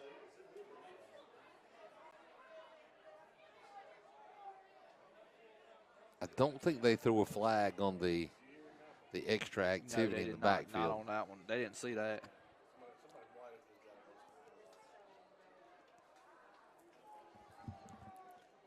There was 4 White Oak players around the official, and I'm sure they were saying something when the flag was thrown.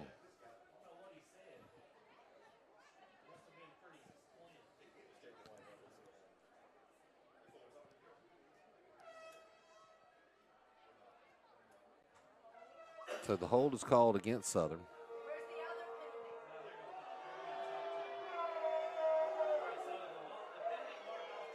So first they'll have to mark off, and then unsportsmanlike. Looks like 2 unsportsmanlike penalties against White Oak. So we'll see how they mark this off.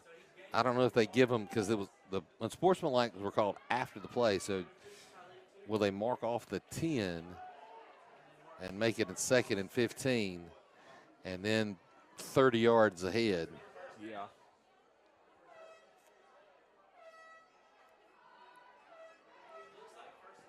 Should be 1st and 10.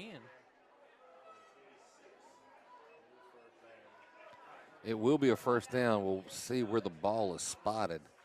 They did not mark off 30 yards as far as 2 penalties go. It looks like they just marked off one 15-yard penalty.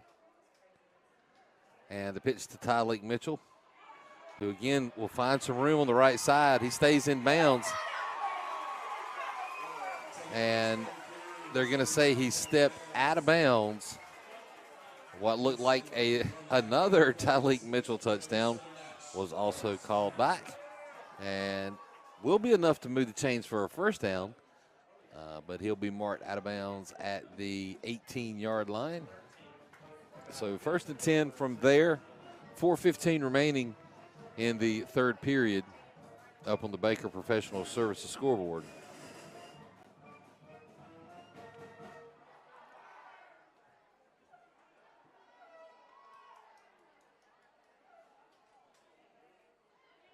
So Taliq Mitchell won't even try to tight wire the sidelines this time. He'll take it right off the guards, and he's in the end zone. A flag comes flying in after the play. It looks like there was some activity back around the line of scrimmage after the play had ended. We'll wait to see if the touchdown stands.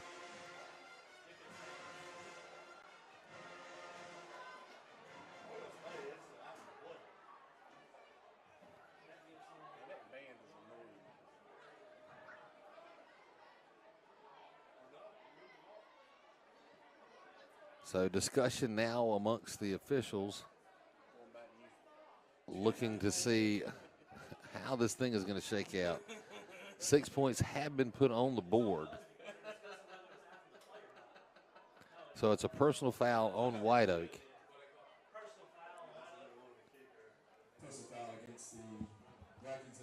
So that was called after. It'll be assessed.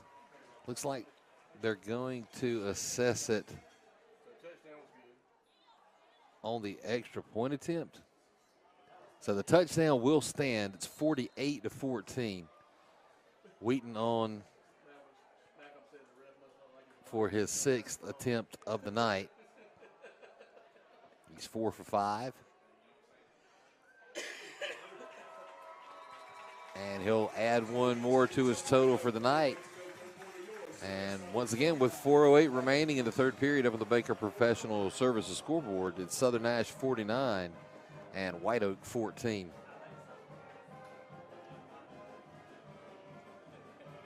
So I couldn't tell if they assessed the penalty on the extra point or if they're going to do it on the kickoff. I guess we'll see.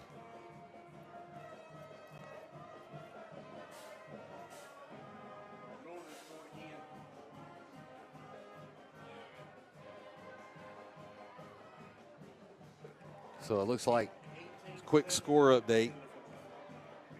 Northern Nash has scored again. It's 18-7 in the fourth. With Bryson Jenkins getting ready to step out for another extra point attempt.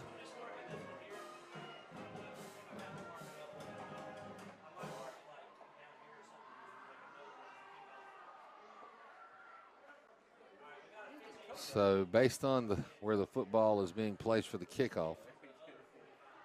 Oh, they are assessing the personal foul on the kickoff. So Wheaton will be kicking in north side territory. Excuse me, in White Oak territory. There's so many Jacksonville teams, and I'm trying to keep all up. three of the Jacksonville teams are playing Yes. in Nash County tonight. So Wheaton will be kicking off from the White Oak 45-yard line. So did they get an extra point, Northern Nash? So they missed the extra point, so it's 18-7. And it looks like they're going to call a touchback as the squib kick goes through and out of the back of the end zone.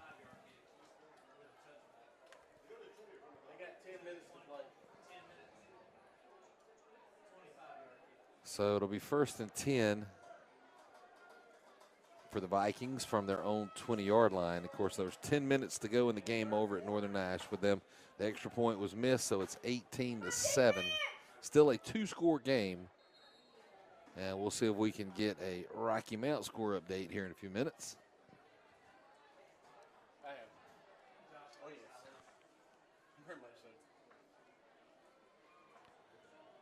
So Hester on to try to get something salvaged here for the Vikings late in the game. He'll find some space in the middle. He's going to break away and will have to be caught from behind. And it won't happen. And he's going to run that 80 yards for a touchdown for White Oak. And with 3:52 remaining in the third period, it's now 49-20 with what I'm sure will be a two-point conversion upcoming for the Vikings.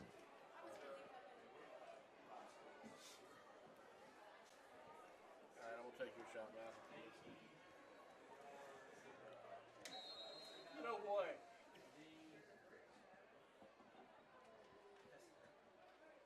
What'd you say, no way? Ain't talking to you no damn way. So here we go. Just had an FAA violation for language in the background. And the two-point conversion attempt, the ball is fumbled and recovered by White Oak. They're going to say the conversion is good. However, there is a flag back at the line of scrimmage. There's a hold against White Oak, so the extra point will be no good. And the score will remain Southern Nash 49 and White Oak 20 with 3:52 remaining in the third period. Once again, this is the Tar River Sports Network. Tonight's game brought to you by the committee to elect Mark Speed to the NC Senate. We'll be right back.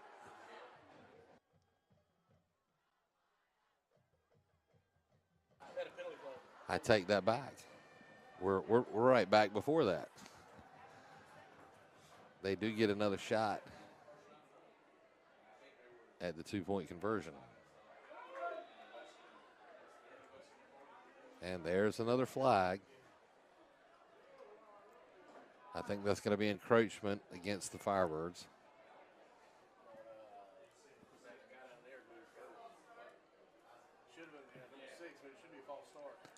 So we'll see what the call is here. Once again, the committee meeting out at midfield, and there will be a false start against White Oak, so that'll back them up even further.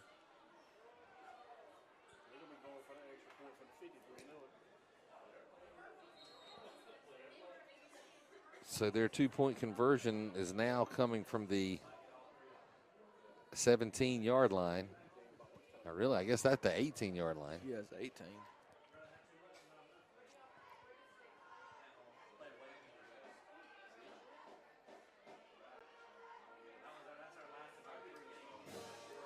Hester's going to roll to his right. He'll get the pass off. It's caught, but he's way out of bounds. It's incomplete. And finally, the result is the extra point attempt and two-point conversion is no good. And with 3:52 remaining in the third period, Southern Nash leads 49-20 over White Oak. Once again, tonight's game sponsored by the committee to elect Mark Speed to the NC Senate. This is the Tar River Sports Network. We'll be right back.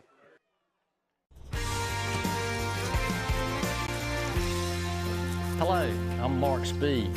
Growing up on my family farm in Franklin County, I learned to get up early, work hard, love my community, and stand on principle. Lots of times we get overlooked in this neck of the woods, but we deserve to have a voice at the table. We need high-speed internet, good schools, and taxes that won't break the family budget. It's hard enough for families living in rural America without government making it any harder.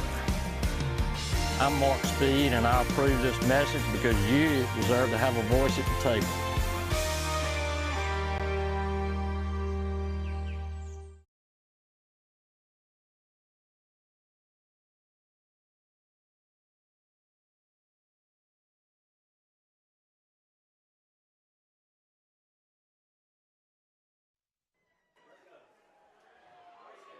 And the high deep kick will be fielded by Taliq Mitchell. He'll bring it a crowd across the 20 down to the 24. And the Firebirds will once again take over 1st and 10.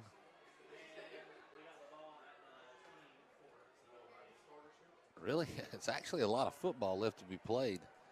Still over 3.5 minutes remaining in the third period. Seems like things have kind of slowed down here.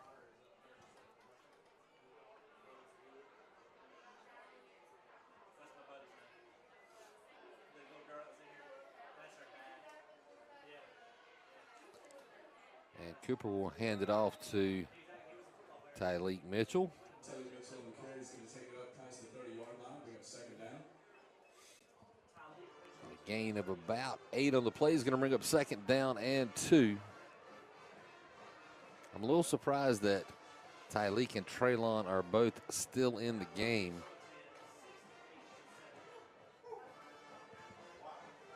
You would think at some point they would go ahead and start pulling all the starters right now to 7 for next week.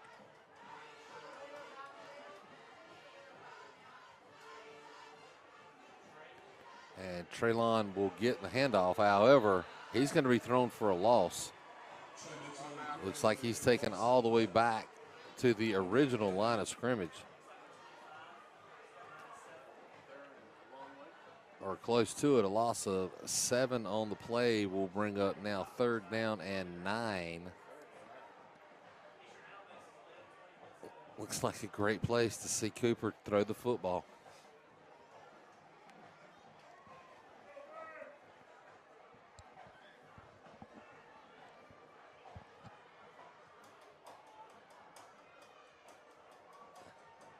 And play clock down to 3. And Cooper will get it away. Hand off to Taliq Mitchell. A flag comes in. Looks like there'll be a hold called. Mitchell will take it down across the 30 to about the 34. It's close to the 1st down marker. But we'll have to see what the flags are.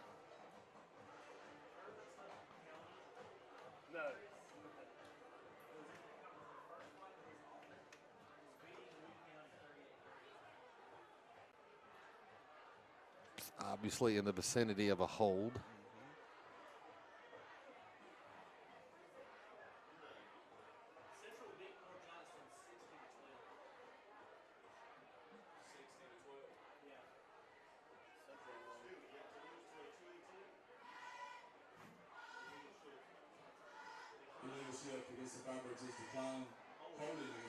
So 2 penalties called against the Firebirds in a legal shift, which was declined. The holding will be accepted. That's a spot foul. So they'll mark off 10 yards from where the hold occurred. They'll replay third down.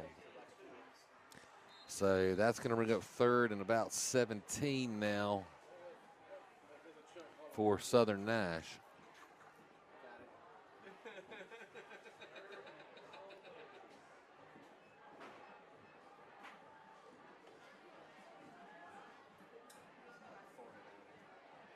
And Cooper's going to roll out. Oh, and he's going to be sacked down near the 5-yard line. They're going to mark him down at the 7. And that's going to bring up fourth down in a really long ways. And they're going to send in the punt team to punt this one away.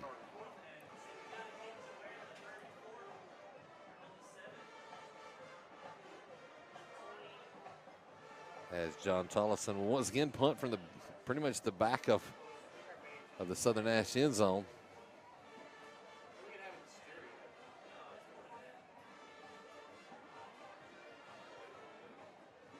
And he'll get it away, and it's a nice hanging punt. And takes a backspin bounce. What a turn of events here. As it appears that the football struck the White Oak player on the foot. It actually looked like he was trying to kick the ball to give them more yardage. And in fact, by touching it, it made it live, and Southern Nash has recovered. So a very costly mistake there by the Vikings. 53 seconds remain in the third period. That gives Southern Nash the ball back, 1st and 10. And the Vikings would have had great position. It had actually taken a Vikings roll.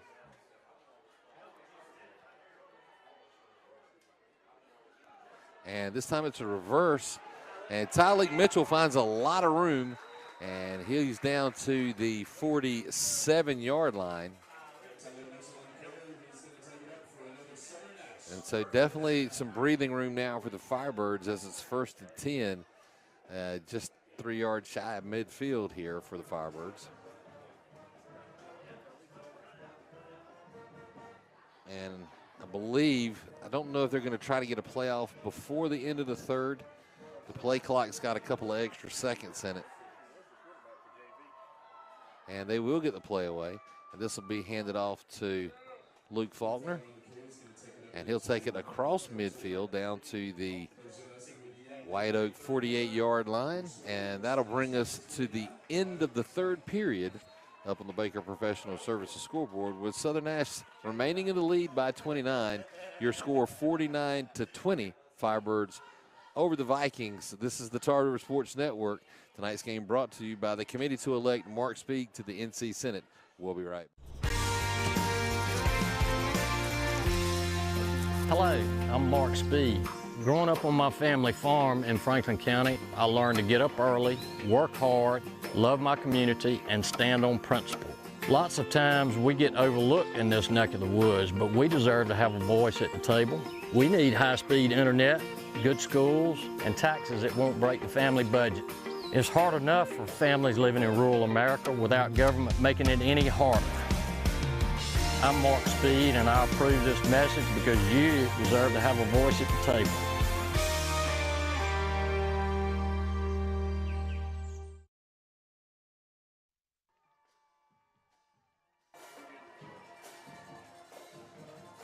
So we're ready to get things started here in the fourth and final quarter of the night in Stanhope. Once again, Firebirds leading 49-20. I heard a final score on the Nash Central game. I believe they won 40-12 over 60-12. 60-12 over North Johnston.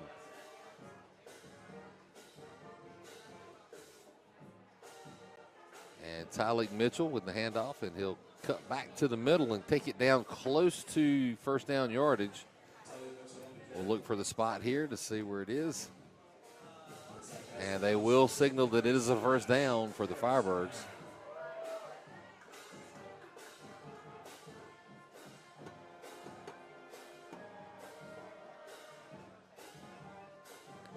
still 18-7. Northern Nash in front of Northside Jacksonville with about 3 minutes remaining in that game. Taliq Mitchell with the handoff. He'll get down to the 40 before he's pushed back.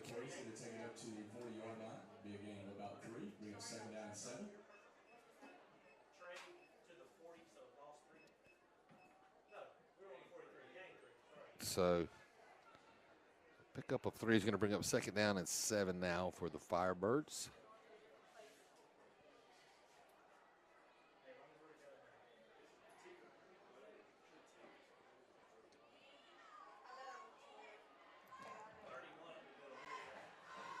So that'll be handed off to Bryson Richardson, his first carry of the night. And he'll pick up a few. And that's going to bring up third down and 4 for the Firebirds.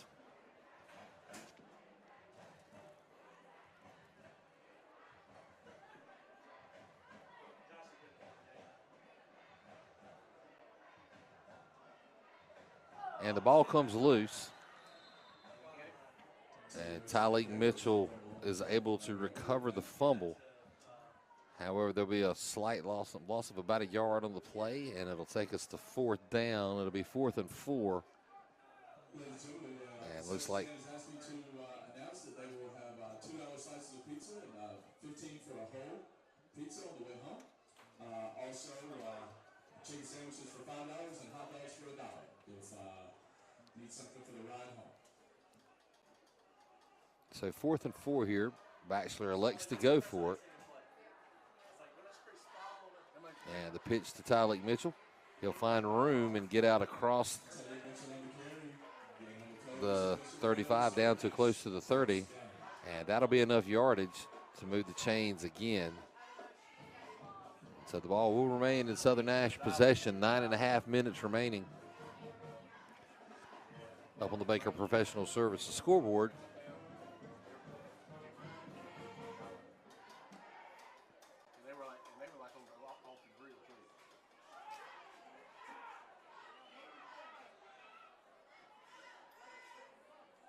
So Jake Cooper calls an audible. And this will be handed off up the middle.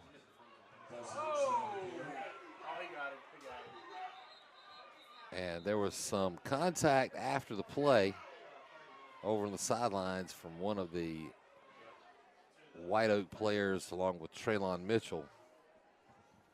Of course, Bachelor is now saying you cannot get involved in that. You can tell Taliq had a reaction, but nothing that would get him in trouble. They'll call the unsportsmanlike against White Oak.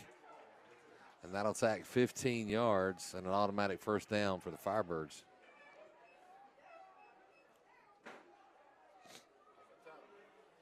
So this would be the point where I would really consider getting my starters out, not only to rest, but to avoid the conflict. Yeah, especially if you get a penalty now and you get ejected, you're gonna have to sit out the first half of the second round game, which will be probably gonna be Northern. No, I think you'd miss the whole game. An ejection. Yeah. That's 2.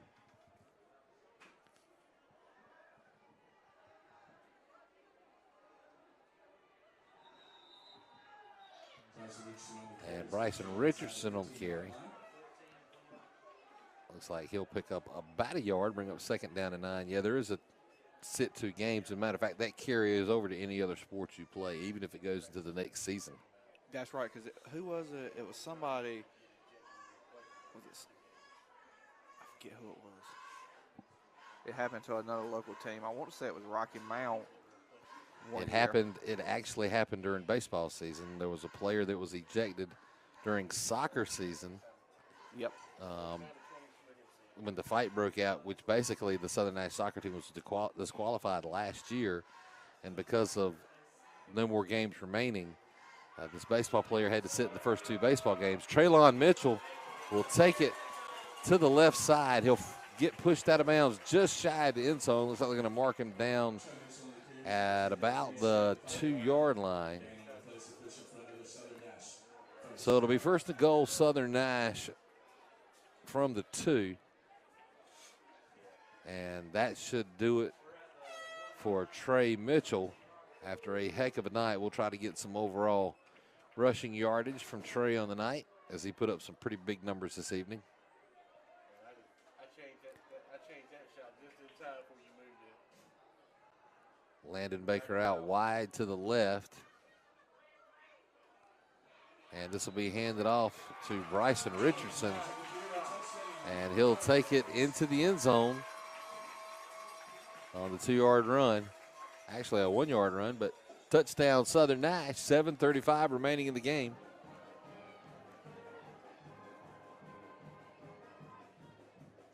And it's now 55-20 with Cooper Wheaton on for yet another extra point attempt.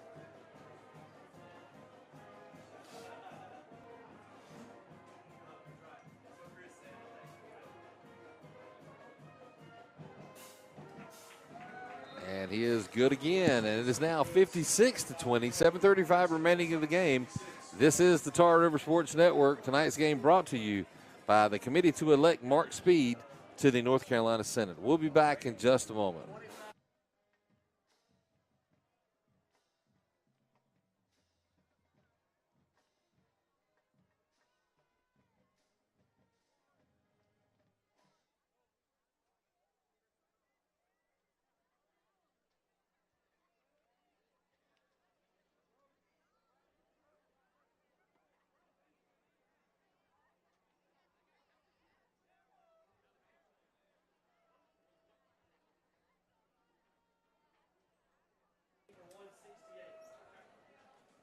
So we're back for yet another Southern Nash kickoff. We have a final from Red Oak. It's 25-7. Northern Nash walks away in the second half from Northside Jacksonville for that win. So far tonight it's been Nash Central and Northern Nash with a win. It looks like Southern Nash should not have any problems unless there's a major catastrophe, or unless Bain blows up the football field like he did in The Dark Knight Rises. You know, I think Southern Nash is going to go into a victory here. And it's fumbled. And it looks like Southern Nash has recovered it. It was fumbled. They're going to say he was out of bounds.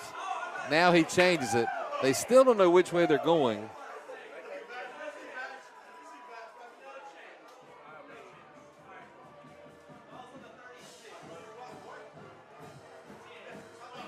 So once again, it's Southern Nash football on yet another White Oak turnover. I just checked with the statistician up here, Doug Pace, and he told me Taliq Mitchell has had 168 yards on 19 carries tonight.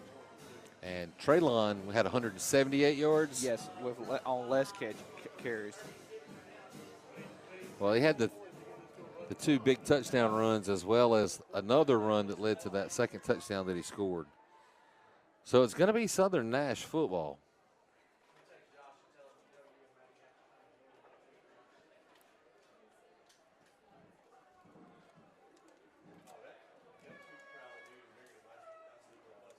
With just over 7.5 minutes remaining in the game. It's like the entire starting lineup has been subbed out now.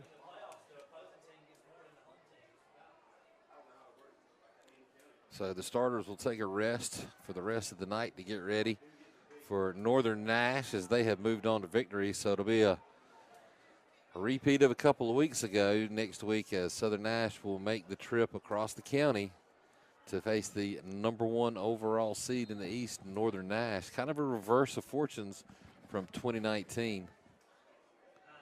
When Southern Nash was the overall #1 seed, and Northern had to come here to face Southern Nash in the second round of the playoffs. And interestingly enough, that was the last time Southern Nash beat Northern Nash. Yes, it was.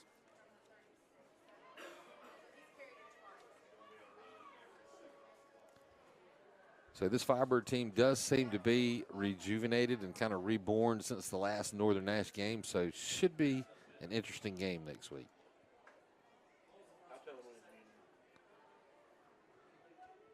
So just under 7 minutes to go. And Jonathan Hines on the carry down inside the 20 to the 15. And it's another Southern Nash first down.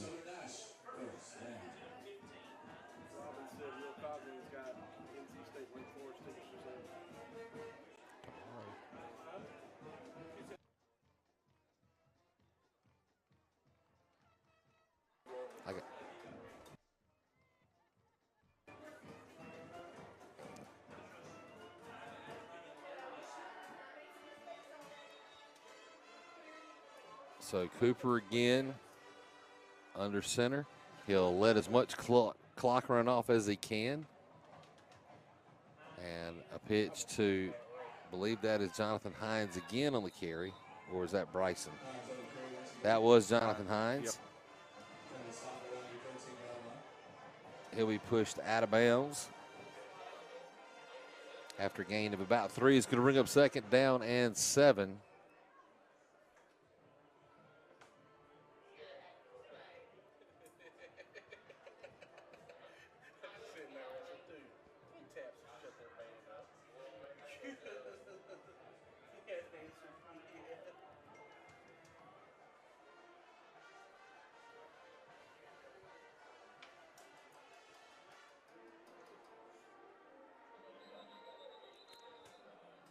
And the whistle will blow the play dead as a flag is thrown. It is a false start against Southern Nash. And I'm noticing some, looks like maybe even some shenanigans going on down here. You can see, I thought it's Landon Baker and Dusty Hall and Brock Alford and Logan Saunders. They're standing around. I thought they had a kid on the sideline that maybe they were going to sign autographs for, and then I realized that was Coach Kennedy, the quarter coach. So now that I see the headset, that was the dead giveaway. But I don't know what they're talking to Coach Kennedy about. But if it's Landon Baker and Dusty Hall, you better watch out. There's no telling.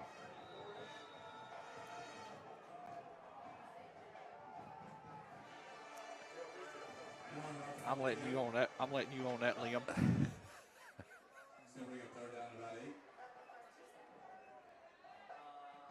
But you're right, though. There is some shenanigans going on. I don't know what. They're asking to do something. They want some play to happen. Maybe they're trying to let Jake throw the football. Maybe that's what it is.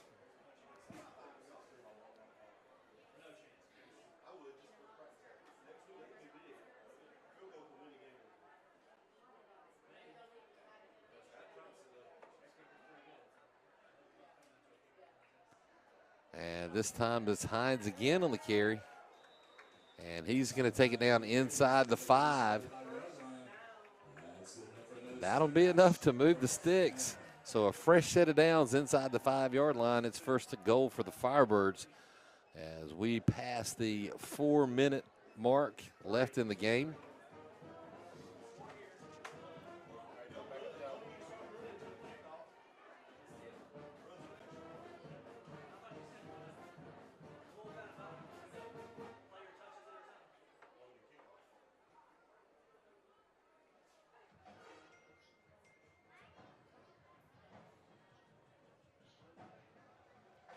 And it's Hines again on the carry. And he'll take this one in for the score. Touchdown. Southern Nash with 3:33 remaining in the game up on the Baker Professional Services scoreboard. And with that, that'll put it at a running clock for the remainder of the game with Southern Nash now ahead by 42. So this will be the first time this year that Southern Nash has gone to the running clock. That will start as soon as the ball is kicked off.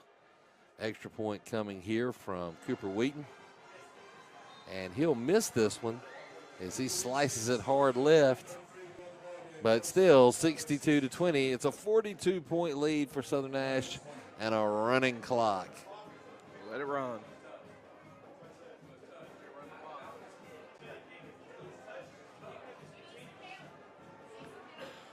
So as soon as this ball is kicked off, they will clip go.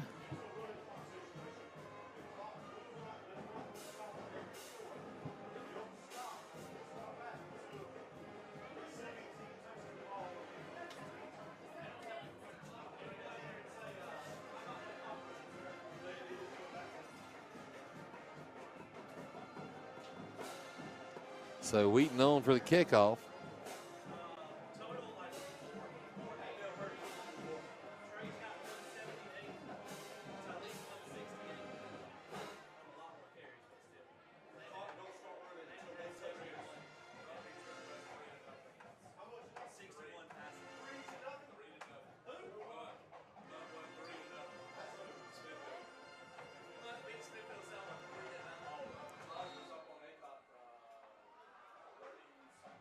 And Wheaton will kick this to the sidelines. It's going to be fumbled again, and Southern Nash has recovered again. Jonathan Hines, who just scored the touchdown, recovers the kickoff fumble, and it's Southern Nash ball, running clock. And we'll pass 3 minutes to go as the Firebirds take the field. That's pretty much going to ice things off as yet another turnover by the Vikings. Should pretty much take us close to the end of things here.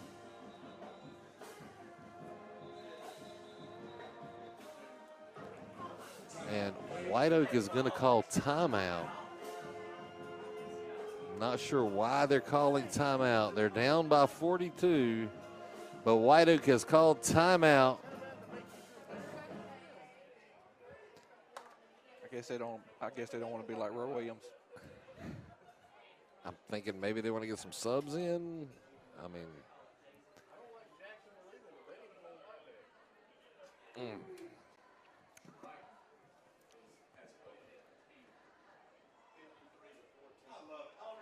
So we will. I think I'm hearing some score updates down the way.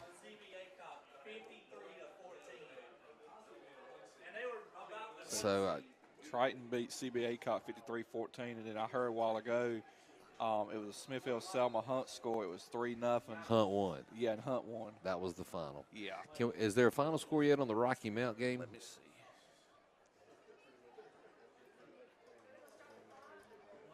We know Northern Nash won 25-7.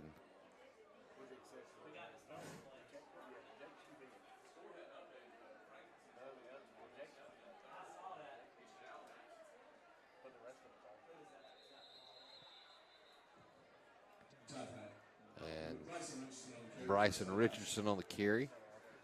His forward momentum is going to give him about 3. He's going to bring up second down and 7 now for Southern Nash. Final score 21-17 final. So Rocky Mount goes down. Rocky Mount goes down. So Rocky Mount has been eliminated from the playoffs by Jacksonville. 21-17 final. So all the other Nash County teams have been successful tonight. And of course it'll be a showdown next week in Red Oak. Southern Nash versus Northern Nash.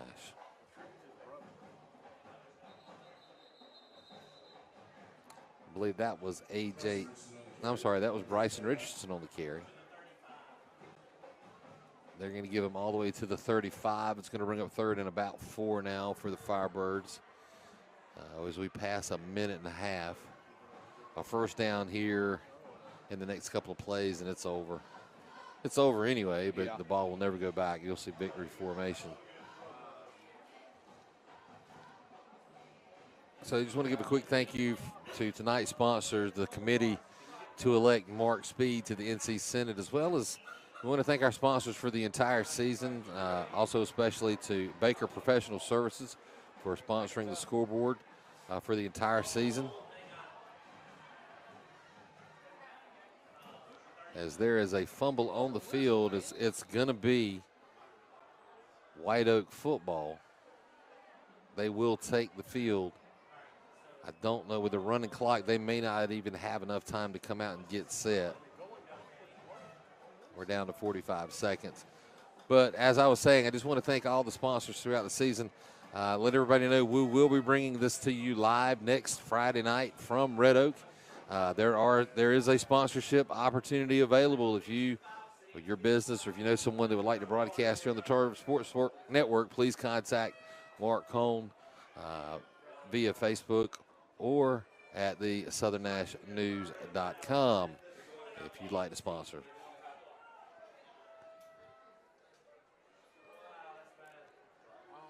And it looks like it's going to be a halfback pass. And it's complete. And White Oak's going to score with 2 seconds remaining on the halfback pass.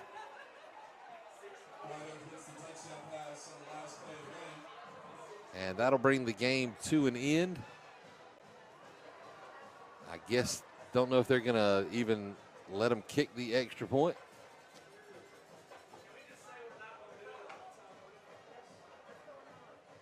We're waiting to see here. They're saying ball game. They're saying ball game, no extra point necessary.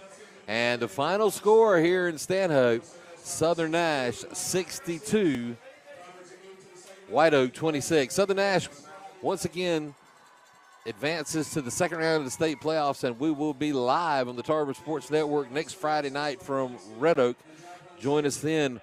Once again, signing off for tonight is Brent Cohn alongside Kenneth Fly. We will see you next week. We are out.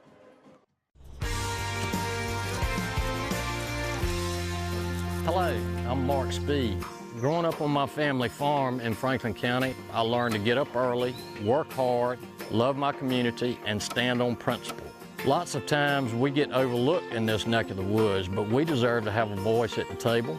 We need high-speed internet, good schools, and taxes that won't break the family budget.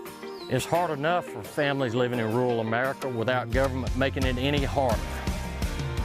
I'm Mark Speed, and I approve this message because you deserve to have a voice at the table.